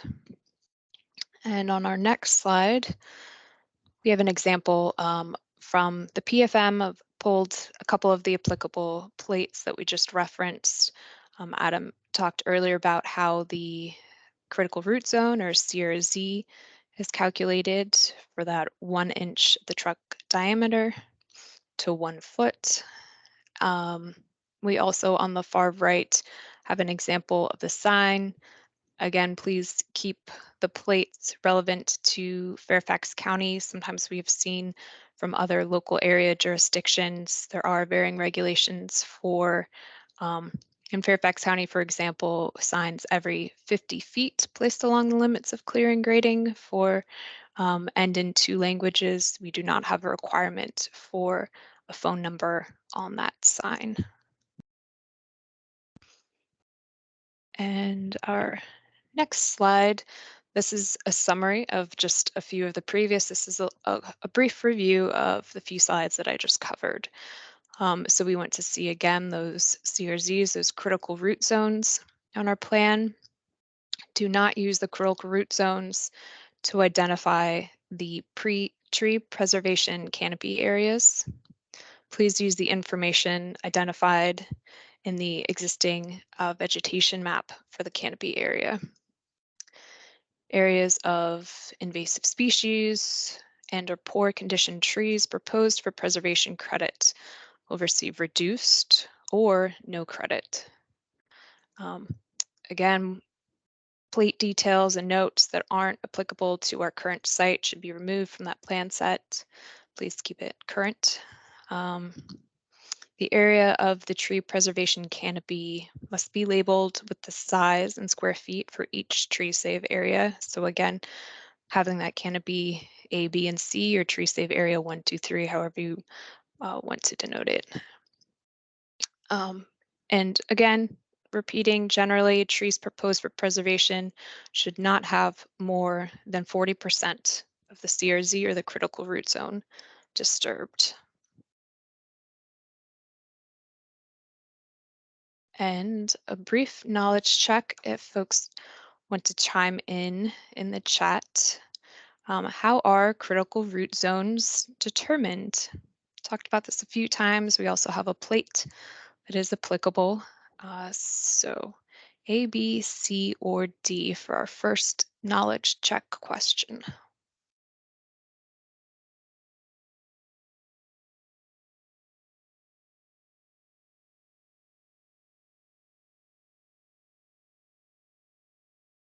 Looks like we've got a few answers for A, and yes, that is correct. In Fairfax County, we use 1 inch of the tree diameter to 1 foot to determine that critical root zone.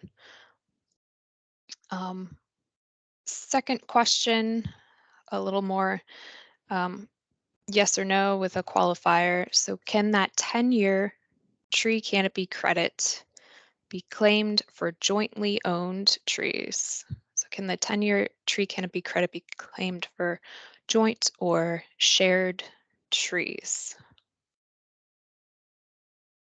Yes or no, and then if anybody wants to chime in with a little explanation.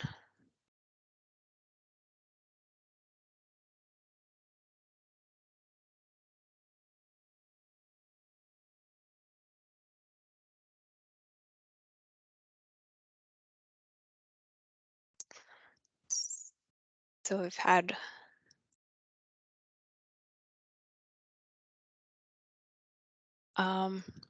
so the answer, in fact, for can our 10-year canopy credit be claimed for joint or shared trees is in fact yes.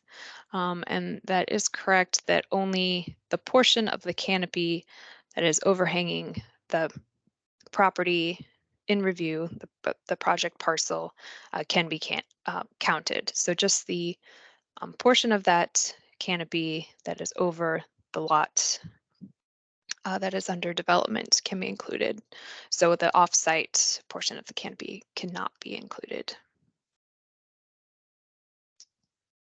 Let me.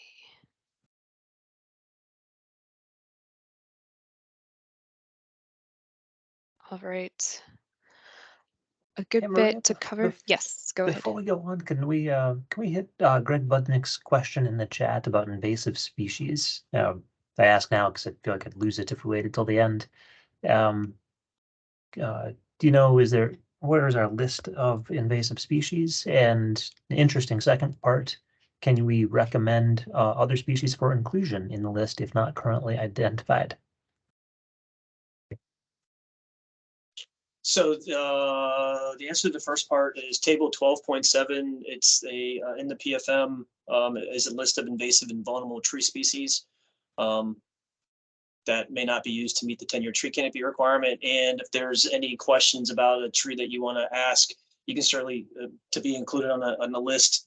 I don't know how often it's done, but we can send those to the reviewer, and we can keep a list of those to consider as part of any future PFM amendments. But yeah, table 12.7 identifies the invasive and vulnerable tree species. Todd, thank you for reminding us that it's a PFM list. Because it's a public facilities manual list, the answer is we can certainly change it if that list becomes out of date and new things need to be put on it. We can definitely do that.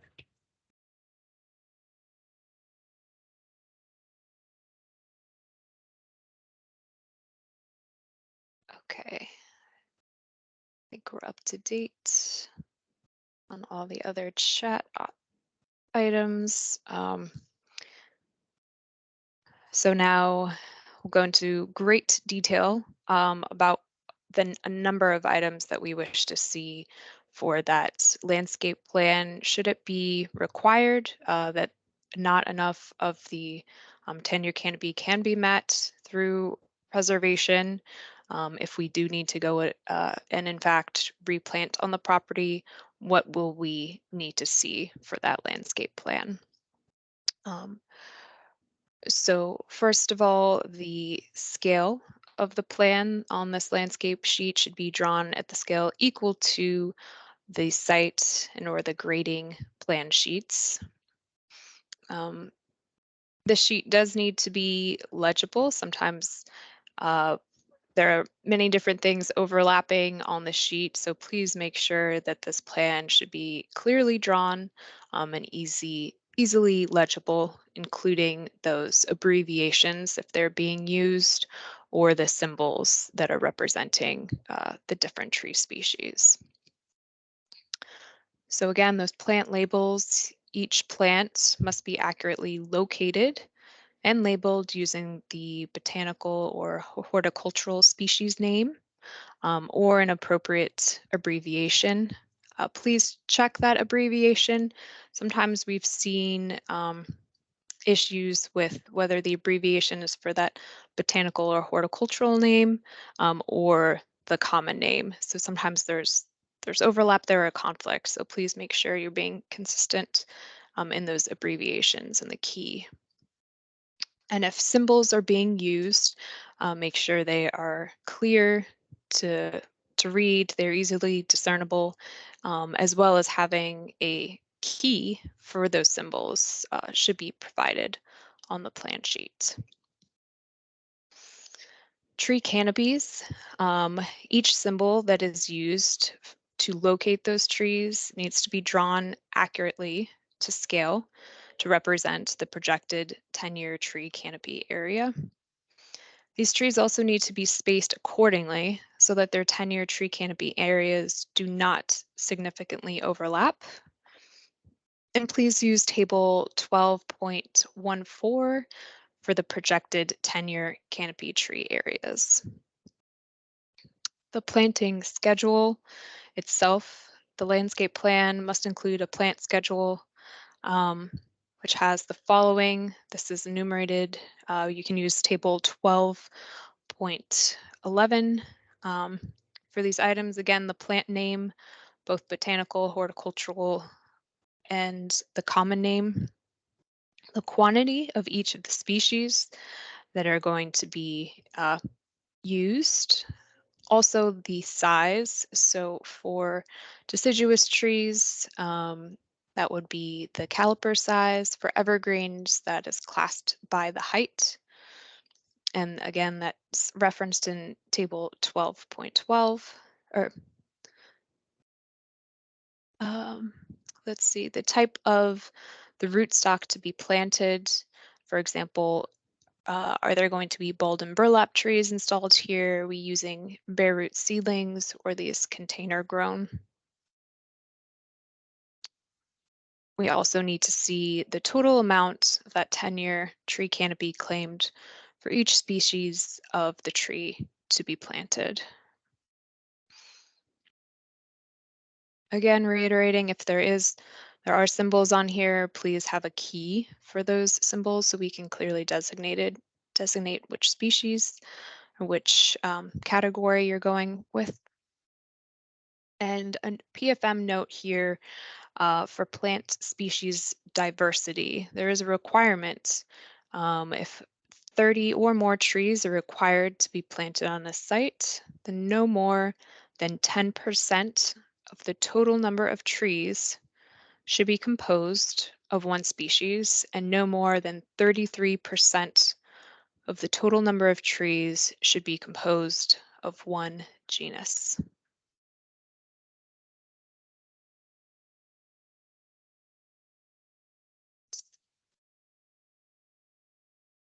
So this was just an excerpt that we referenced many times in the previous slide. So that table 12.14 has those 10-year tree canopy canopy requirements, as well as the different multipliers that might be applicable for the tree species, whether it's native multiplier, energy, wildlife, those sorts of things. If they are applicable to your site, those multipliers can be claimed, but only one multiplier per species. So Again, tree planted to provide all or part of the 10-year tree canopy requirement must be planted within the minimum size planting area provided for each tree according to its projected 10-year tree canopy area. So using this table, we can help give that tree adequate planting space when siting it and scaling it.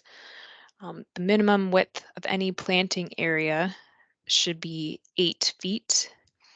So sometimes this can get tight on certain sites. So again, minimum width 8 feet for a planting area, and the tree should be located no closer than 4 feet from a restrictive barrier, such as a wall.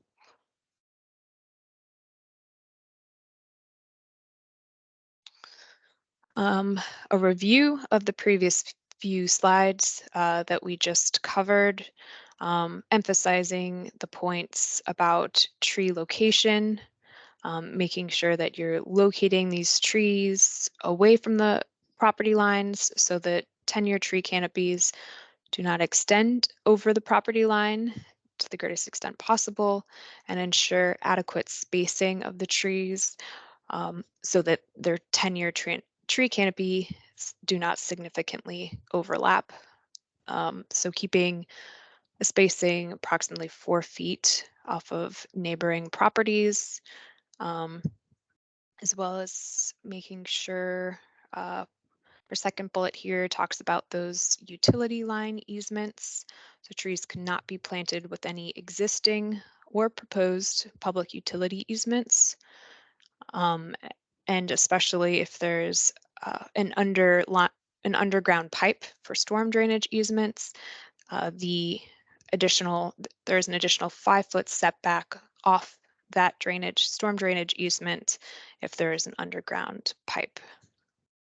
Please consider site suitability and readily available species. So considerations for the conditions that you have on site that are there, and picking the best adapted species to thrive in those conditions that are presented with your site. Again, that we need to see that planting schedule, and only one multiplier per tree is allowed. So whether that's the native canopy credit or energy, whichever one is, if there is one applicable to the site. We can do another brief knowledge check, and then we will consider the questions that I see. So a knowledge check: where should a tree be planted? Got a long list of options here, so you can take a minute to read through those and then take some answers.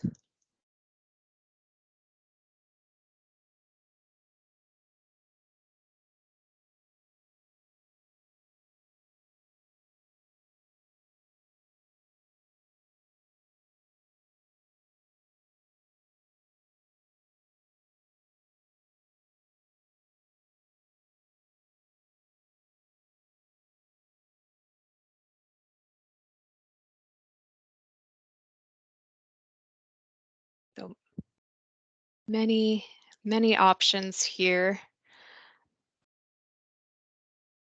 And bit of a trick question, but a tree should be planted, G, in the right place. So we enumerated all of the different site constrictions that can happen. Utility easements, overhead wires, underground restricted barriers, property boundaries, VDOT right-of-ways, all sorts of things that have setbacks, underground pipes that we really need to take care, give those trees adequate spacing to develop their 10-year canopies. So trees should be placed in the right place. And I've seen a few questions come in. If we can try to get to them. Let's see.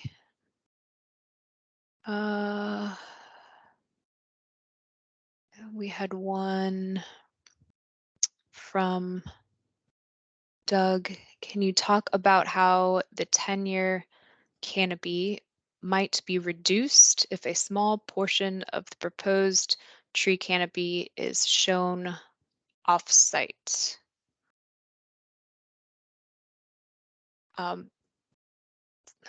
So I think covering that, we talked about how the overhanging canopy from that existing vegetation map that is on site that can be used if there is a shared tree.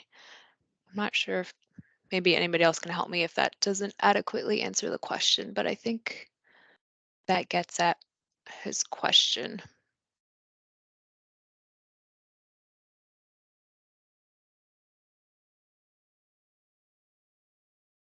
Maybe he can Maria, clarify. what was the full question? I just can't see on my Yeah, my presentation screen.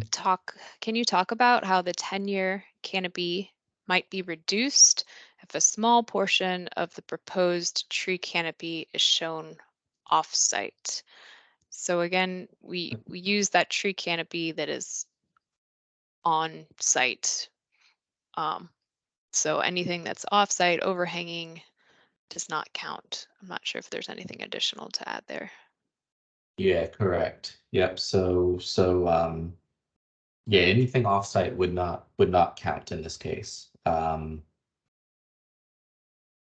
would be onto another subject property, or to not the subject property. That'd be an offsite property that you'd be planting on, if I understood the question correctly. Yeah, let me, Adam, if I could restate that second part of to me thought of the question. If I own a piece of land, can I propose a tree with some of its 10-year canopy overhanging a neighbor? I understand that we wouldn't give credit for the overhanging parts, but can I propose that tree at all with the 10-year canopy proposed overhanging the neighbor? Oh boy, that's I feel like it's a yes and no question. Yes, you can. No, you would not get credit. However, we would prefer that the 10-year or that the canopy of that tree be as much onto the property, the subject property, as possible. We know that in certain situations, especially in some of the more urban areas in the county, that's not always possible. But if possible, please put that canopy on the subject property as much as possible.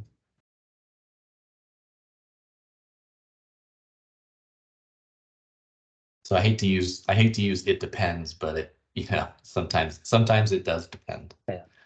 All right. Well, thank you. Obviously, it's preferable to keep the proposed trees as much on the property as possible. When I planted a tree at my personal residence last spring, I thought about its distance from the property line as protection from whatever my neighbor might choose to do in the future. The further the tree is from that property line, the further it is from any hypothetical impact down the road. Exactly. I see there's at least one hand up. I think we also have And Brett Leslie has. Yeah, there's a few typed questions. So however we want to proceed. All right, let's go with Brett Leslie's questions regarding easements, and then we'll take a hand. I see Betty Andy has had her hand up, and then we'll go back to the chat. Okay, so I'll read this aloud. On the mention of easements for a property that has a conservation easement set up for the preservation of trees, what role does the Forest Conservation Branch play in reviewing a request for vacation of that easement? So that's not, I would defer to Todd or Adam. That wasn't entirely in the vein of I think that might be mine review to today. take as a general topic. Every easement has its own text. Every easement is a legal agreement, and the actual easement text itself would be the first place to look for when an easement might be vacated. and conservation easement set up for the preservation of trees, whoever the beneficiary of that easement is, would have to agree to vacating that easement before it could be vacated. And because we're here today talking about county procedures, I can speak at least for conservation easements that have been dedicated to the county. There's an entire era, pre-2014, pre-stormwater management ordinance. When we did see some easements dedicated, called conservation easements, called stormwater management or water quality easements. And there's a large handful of those out in the county that were dedicated specifically for the purpose of complying with water quality requirements before the adoption of the 2014 stormwater management ordinance. And so that is all to say, it depends on the purpose of the easement, and the text of the easement would say who has the authority to do anything in that easement. Often with words like no use shall be made of this land without the consent or direction of the director of land development services or whoever might be named in that easement. Thank you. A few follow-up questions. What is the policy and procedure for vacating an easement, and where are they documented? Sure. Easements may be created or vacated through submitting an easement plat to Fairfax County, and that doesn't get at the question of who has authority to vacate. We might see an easement plat for several reasons. Stormwater and sanitary easements are also things that we review in land development services that periodically are vacated, moved, rededicated, or submitted completely new.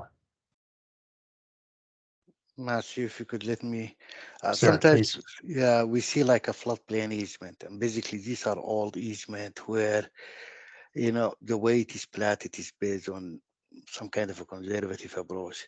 So if you really have like a floodplain study or maybe FEMA revised delineation over there, and based on accurate information, and you need to vacate that portion of the easement, I think that is something we could work as long as there is no infrastructure over there, like a pipe or a culvert. It's just like a natural channel. And you could always, on those kind of easement, you can claim still tree preservation credits over there if it is part of an RPA and a floodplain.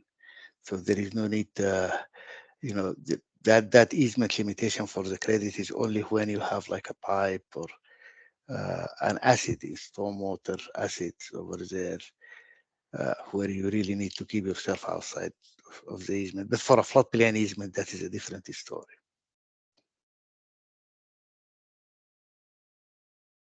Thank you. There's also a few follow-up. Who makes the decision to vacate a conservation easement? Again, it's all about the purpose of the easement in the first place, and there'll be somebody named in that easement as having authority over it. If it were private, it wouldn't be the county to make a decision to vacate an easement. If it was one of those water quality easements that is a requirement of some past site plan, then that decision would rest with us in Fairfax County.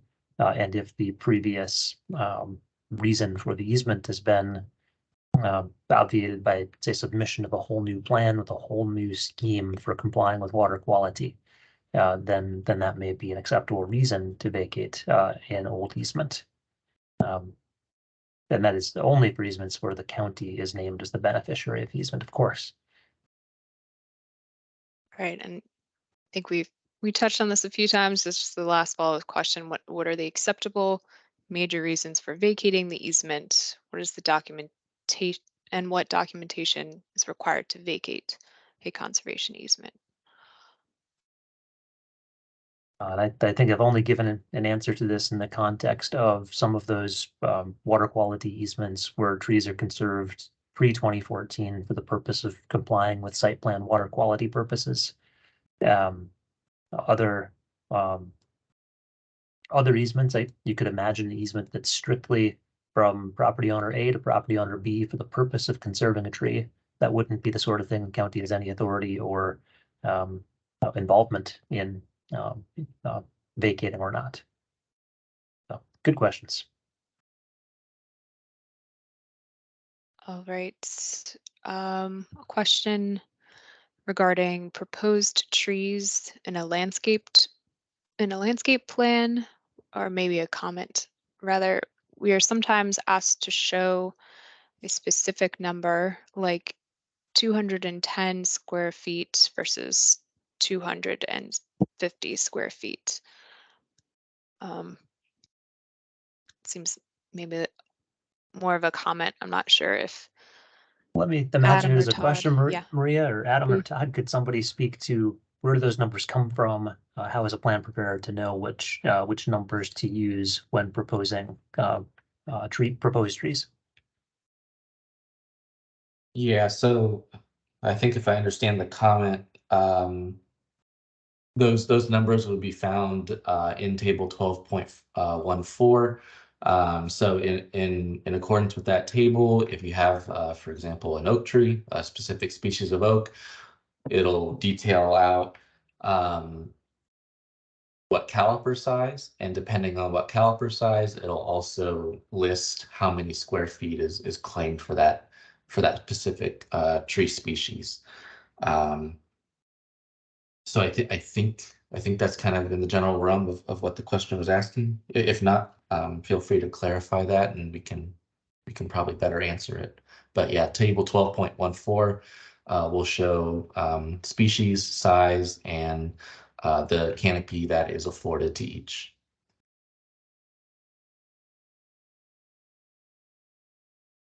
We had a thank you for the detail on the easement questions. Next question, since the Forest Conservation Department is a part of Land Development Services, and Land Development Services already participates as a default review agency on DPD, ZED applications, rezonings, subdivisions, or will ForestCon provide detailed review of GDP or FDPs and SE plats? And if so, will those DPD plan types now need to meet the plan content typical for INFs, SDs, and SPs? So I can try to answer this, and I know Mitra is helping as well. But our participation in providing assistance to DPD has not and will not change from when we were part of urban forest management to LDS. So we will continue to support LD or DPD in the review of any application that is forwarded to our office for review. And we have been in coordination with DPD regarding the types of, the level of review, but it's primarily to ensure conformance with tree conservation ordinance calculations, target, tree preservation, and any landscaping that's required by the zoning ordinance and PFM, like peripheral parking lot landscaping, transitional screening, interior parking lot landscaping. So our status in terms of our role and how we support DPD with their application review has not changed. And it will not. It'll still continue to provide them assistance on the review of their applications that they forward to us. Will we be routed all applications or just certain ones? Again, those are at the determination of DPD. We review GDPs, rezonings, special permits, special permit amendments, offered condition amendments, FDPs, CDPs. So I think that answers that question. Again, nothing. I don't want to. Nothing's going to change from how we were previously working in the support that we provide DPD. And I believe I did see briefly Miss Endy's hand was raised. I don't see it currently raised, but if she wishes to ask a question, please feel free. At least I thought I saw a hand raised on pop up on my slides. You did, and I've just clicked the allow microphone button for Betty. So Betty, if you still have a question and care to unmute yourself, please do go ahead. Oh, okay. Thank you so much. Yeah, I was wondering about, you mentioned that you would update the list of trees that are acceptable or encouraged for planting. And I was, so you'll look at when that was last done, because obviously things change quite a bit over time. And but one thing I was wondering is, do you also look at the quality of the trees that are planted? In other words, the nurseries that supply these trees? Is there anything to look at the health? In other words, like, and also, do you look at, after the trees are planted, do you go back and review to make sure that the new trees that are planted are healthy and surviving and are meeting the goals of the 10-year requirements? All right, thank you for the questions. I'll take the first one about the tree lists, and then I will defer the second two questions about the quality of nursery stock and our inspections. I'll defer that to the team. The first question about lists of trees in our public facilities manual, I'm not aware of a current effort to update those. My previous answer was just to say that because it's in the public facilities manual, it does fall within our authority to be able to update that. So if we were aware of good reason to do so, absolutely we would. We would want to have the most correct and useful manual to achieving the county's tree conservation ordinance goals, as opposed to it being, say, from state law, which is not a thing we can change at will, of course. But when there's reason, we will. And I'll defer the question about quality of nursery stock and inspections to our forest conservation team. Sure. Thanks, Matthew. Yeah, as a condition of bond release, landscaping is required to be installed. And in coordination with our site development inspections division inspectors, we can assist them in providing inspections that include both a pre-installation meeting, and we can discuss that at a pre-construction meeting. We have a separate pre-installation meeting, but landscaping is a condition of bond release, and we can work with the site inspectors on reviewing the plant material, inspecting the plant material, and ensuring that it's has the ability to meet its 10-year tree canopy requirement. After the project is released and after bond, there is no further commitment or no further inspection from our office to inspect those sites after bond release. Thank you, Todd. And of course, the conversation about is that the right level of inspection is a much deeper and different conversation than this training about plan preparation. So just leave that there, and thank you for summarizing our current process.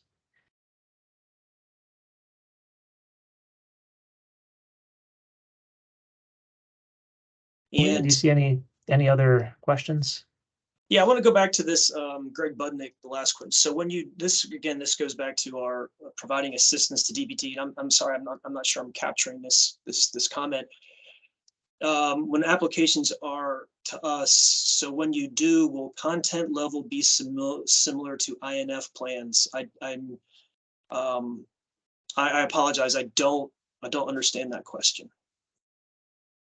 Again, when we review a rezoning or a DPD application, the things that we look for include adequate tree preservation, what's being preserved, the amount of 10-year tree canopy credit that's being claimed for those areas, is the target being met, landscaping, and if it's a bigger site that has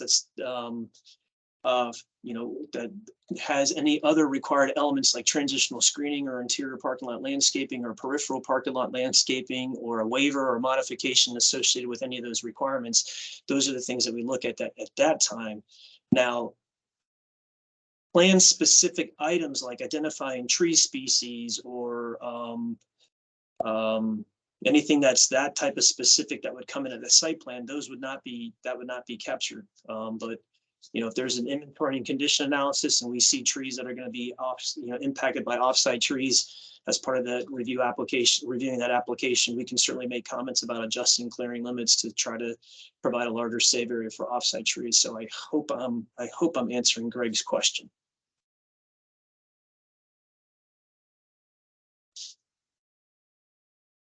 Okay, reaching back to what Adam helped answer or clarify with Doug. He was referring in his original question to proposed trees that overlap off-site property. We will continue what we have done in the past based on Fairfax County comments, and that is to figure out the exact canopy of the proposed tree. So again, I think I was referencing tree save, not proposed trees to be planted. So that was my fault. So figure out the exact canopy of the proposed tree that is on site, which will be less than 250 square feet for a category 4 tree. Adam, do you have, or Todd, does anybody else have something to add to that for that clarification? No, I don't. I think it's like, okay, so we have a planted tree. It's tough to get the entire canopy sometimes entirely on one lot, and a little bit might be extending over to the property. So that's what I think this is just the question. And what determines that? And it's like, all right, is it, if you get a comment that it's overhanging and you can't move it entirely onto the site where its 10-year tree canopy is on the property and some of it overhangs, then yes, you're not going to get that. So you gotta tell us how much you're subtracting from that. So could be like an area of a circle and hatch in the area that you're not going to claim, but it certainly wouldn't be 250. So I think that's the gist of that question. So is it 210 or 250? 250 would be if it's all over on your property, and if any of it overhangs, then the reviewer might say, hey, you're over. You get reduced credit for it. So I think that's the gist of that comment. That's a very useful question. Yep. I think it's good to know that that's the thing you can do if you absolutely have to. And like everything with land preparation, clear communication is key. If that's in any way shown graphically or there on your tree planting plan, so the reviewer will know how you've done it, and there's no prescribed way of how you show that. But it does need to be clear to the reviewer to see what the proposal is, and that you've accounted for that concept. So I appreciate that question. Let's see here. All right. I think we have one. Can you speak to Forest Conservation's ability to require the removal of off-site trees due to the CRZ, the critical root zone, encroachments for INF infill plans? Sure. So technical bulletin for infill lot and construction plans only. When there are off-site trees that are identified to be removed due to impacts associated with construction activities on the subject site, the requirement is that you must provide proof of notification to the offsite property owners that there are trees identified on their property as proposed to be removed due to construction activities associated with the work on the site. So that's the requirement. The requirement is for the notification.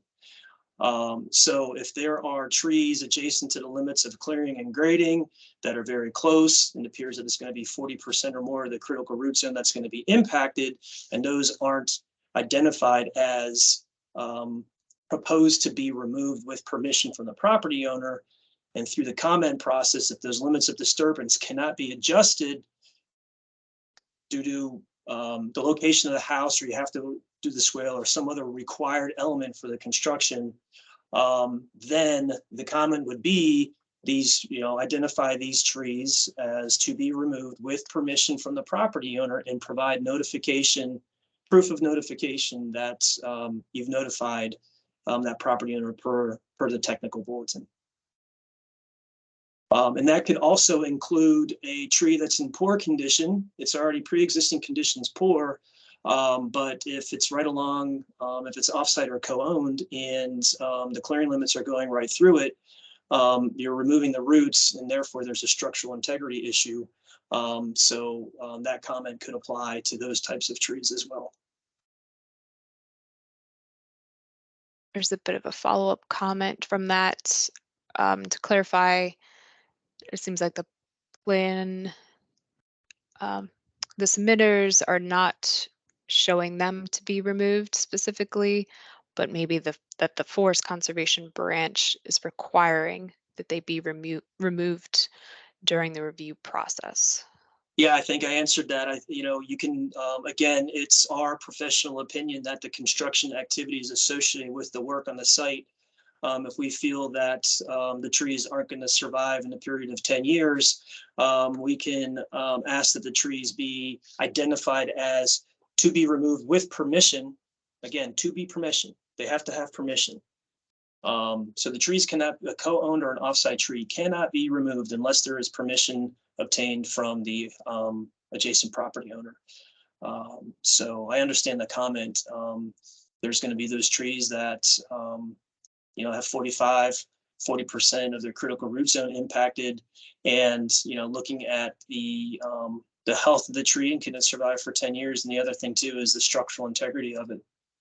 So I feel if our office comes across those situations and the clearing limits cannot be adjusted, then those trees will be recommended to be identified or be identified. The comment will be identify these trees as to be removed with permission because of X, Y, and Z, and then provide notification to the property owner.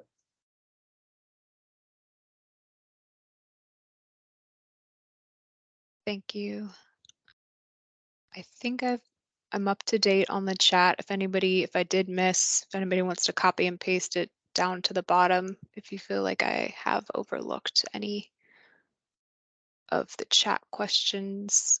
I don't think I see any hands raised as well if people do want to comment that way.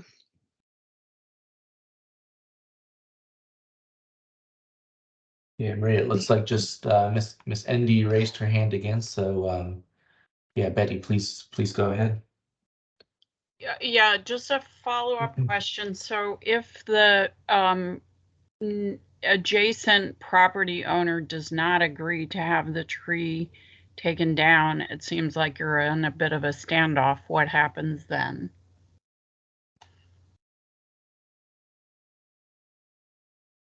That would be, that kind of gets into the more civil matters. So if the adjacent property owner doesn't take our professional recommendation of having the tree removed due to what we think is potentially harmful construction activities, that is, of course, their right.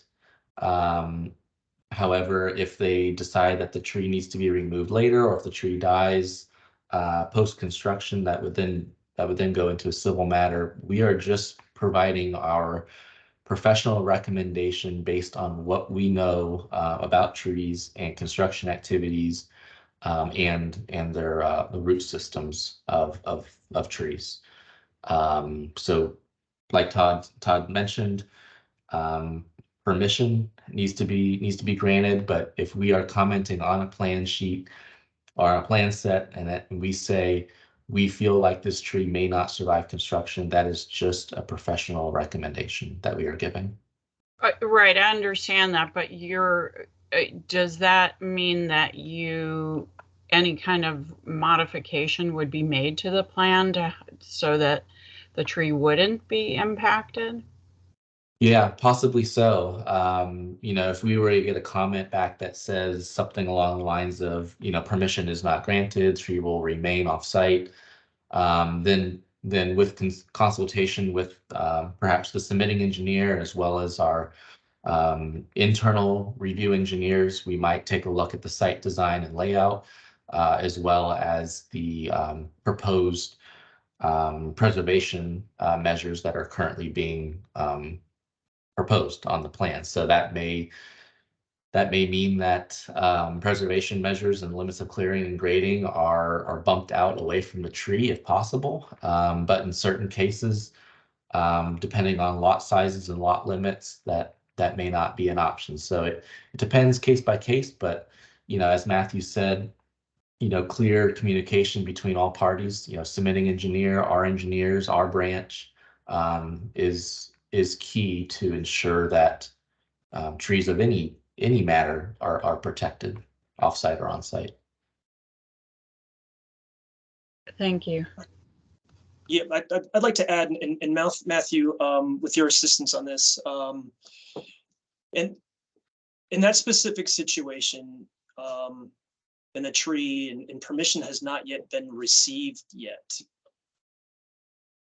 It would need to be at the request. So if permission isn't received yet, that doesn't mean that would preclude the developer from being able to proceed with their construction of the site as shown on the approved plan. So if they haven't received permission and construction hasn't gotten to that point yet, an option could be, if the developer wants to do it, would be to see if they can, focus their construction somewhere else in the property until they get the permission. But if they haven't received that permission throughout the construction process and they still need to proceed, with the activities associated with the plan to be construction, there's nothing that would preclude them from being able to do that. So you're saying they could proceed even though they know, and that a tree is likely to be impacted?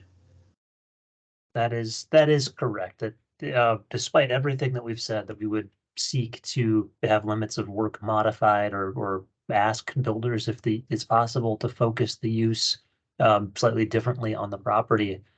Ultimately, there could be circumstances where a building goes on and a adjacent property owner has refused removal of a tree that all of the professionals working on the project say should be removed. Construction may indeed go on despite a refusal to remove. Yes, that's an undesirable outcome. Losing trees is also undesirable, but that is how the regulations are structured. Except for the state rule that was referenced by Neil Endy earlier, which said that you're not permitted to injure a tree on someone else's property. I think he submitted the actual reference. I did see that, yes. Yeah, encourage you. I mean, you mentioned maybe you weren't aware of that rule. Just encourage you to look at that, because obviously as Fairfax County, it's important that you're representing all residents of Fairfax County, not just builders on these projects. And so if a neighboring property is impacted, either that property is impacted, or if the tree falls, somebody else's property is impacted, it seems like there are rights that other people have that should also be considered. Thank you. Thank you.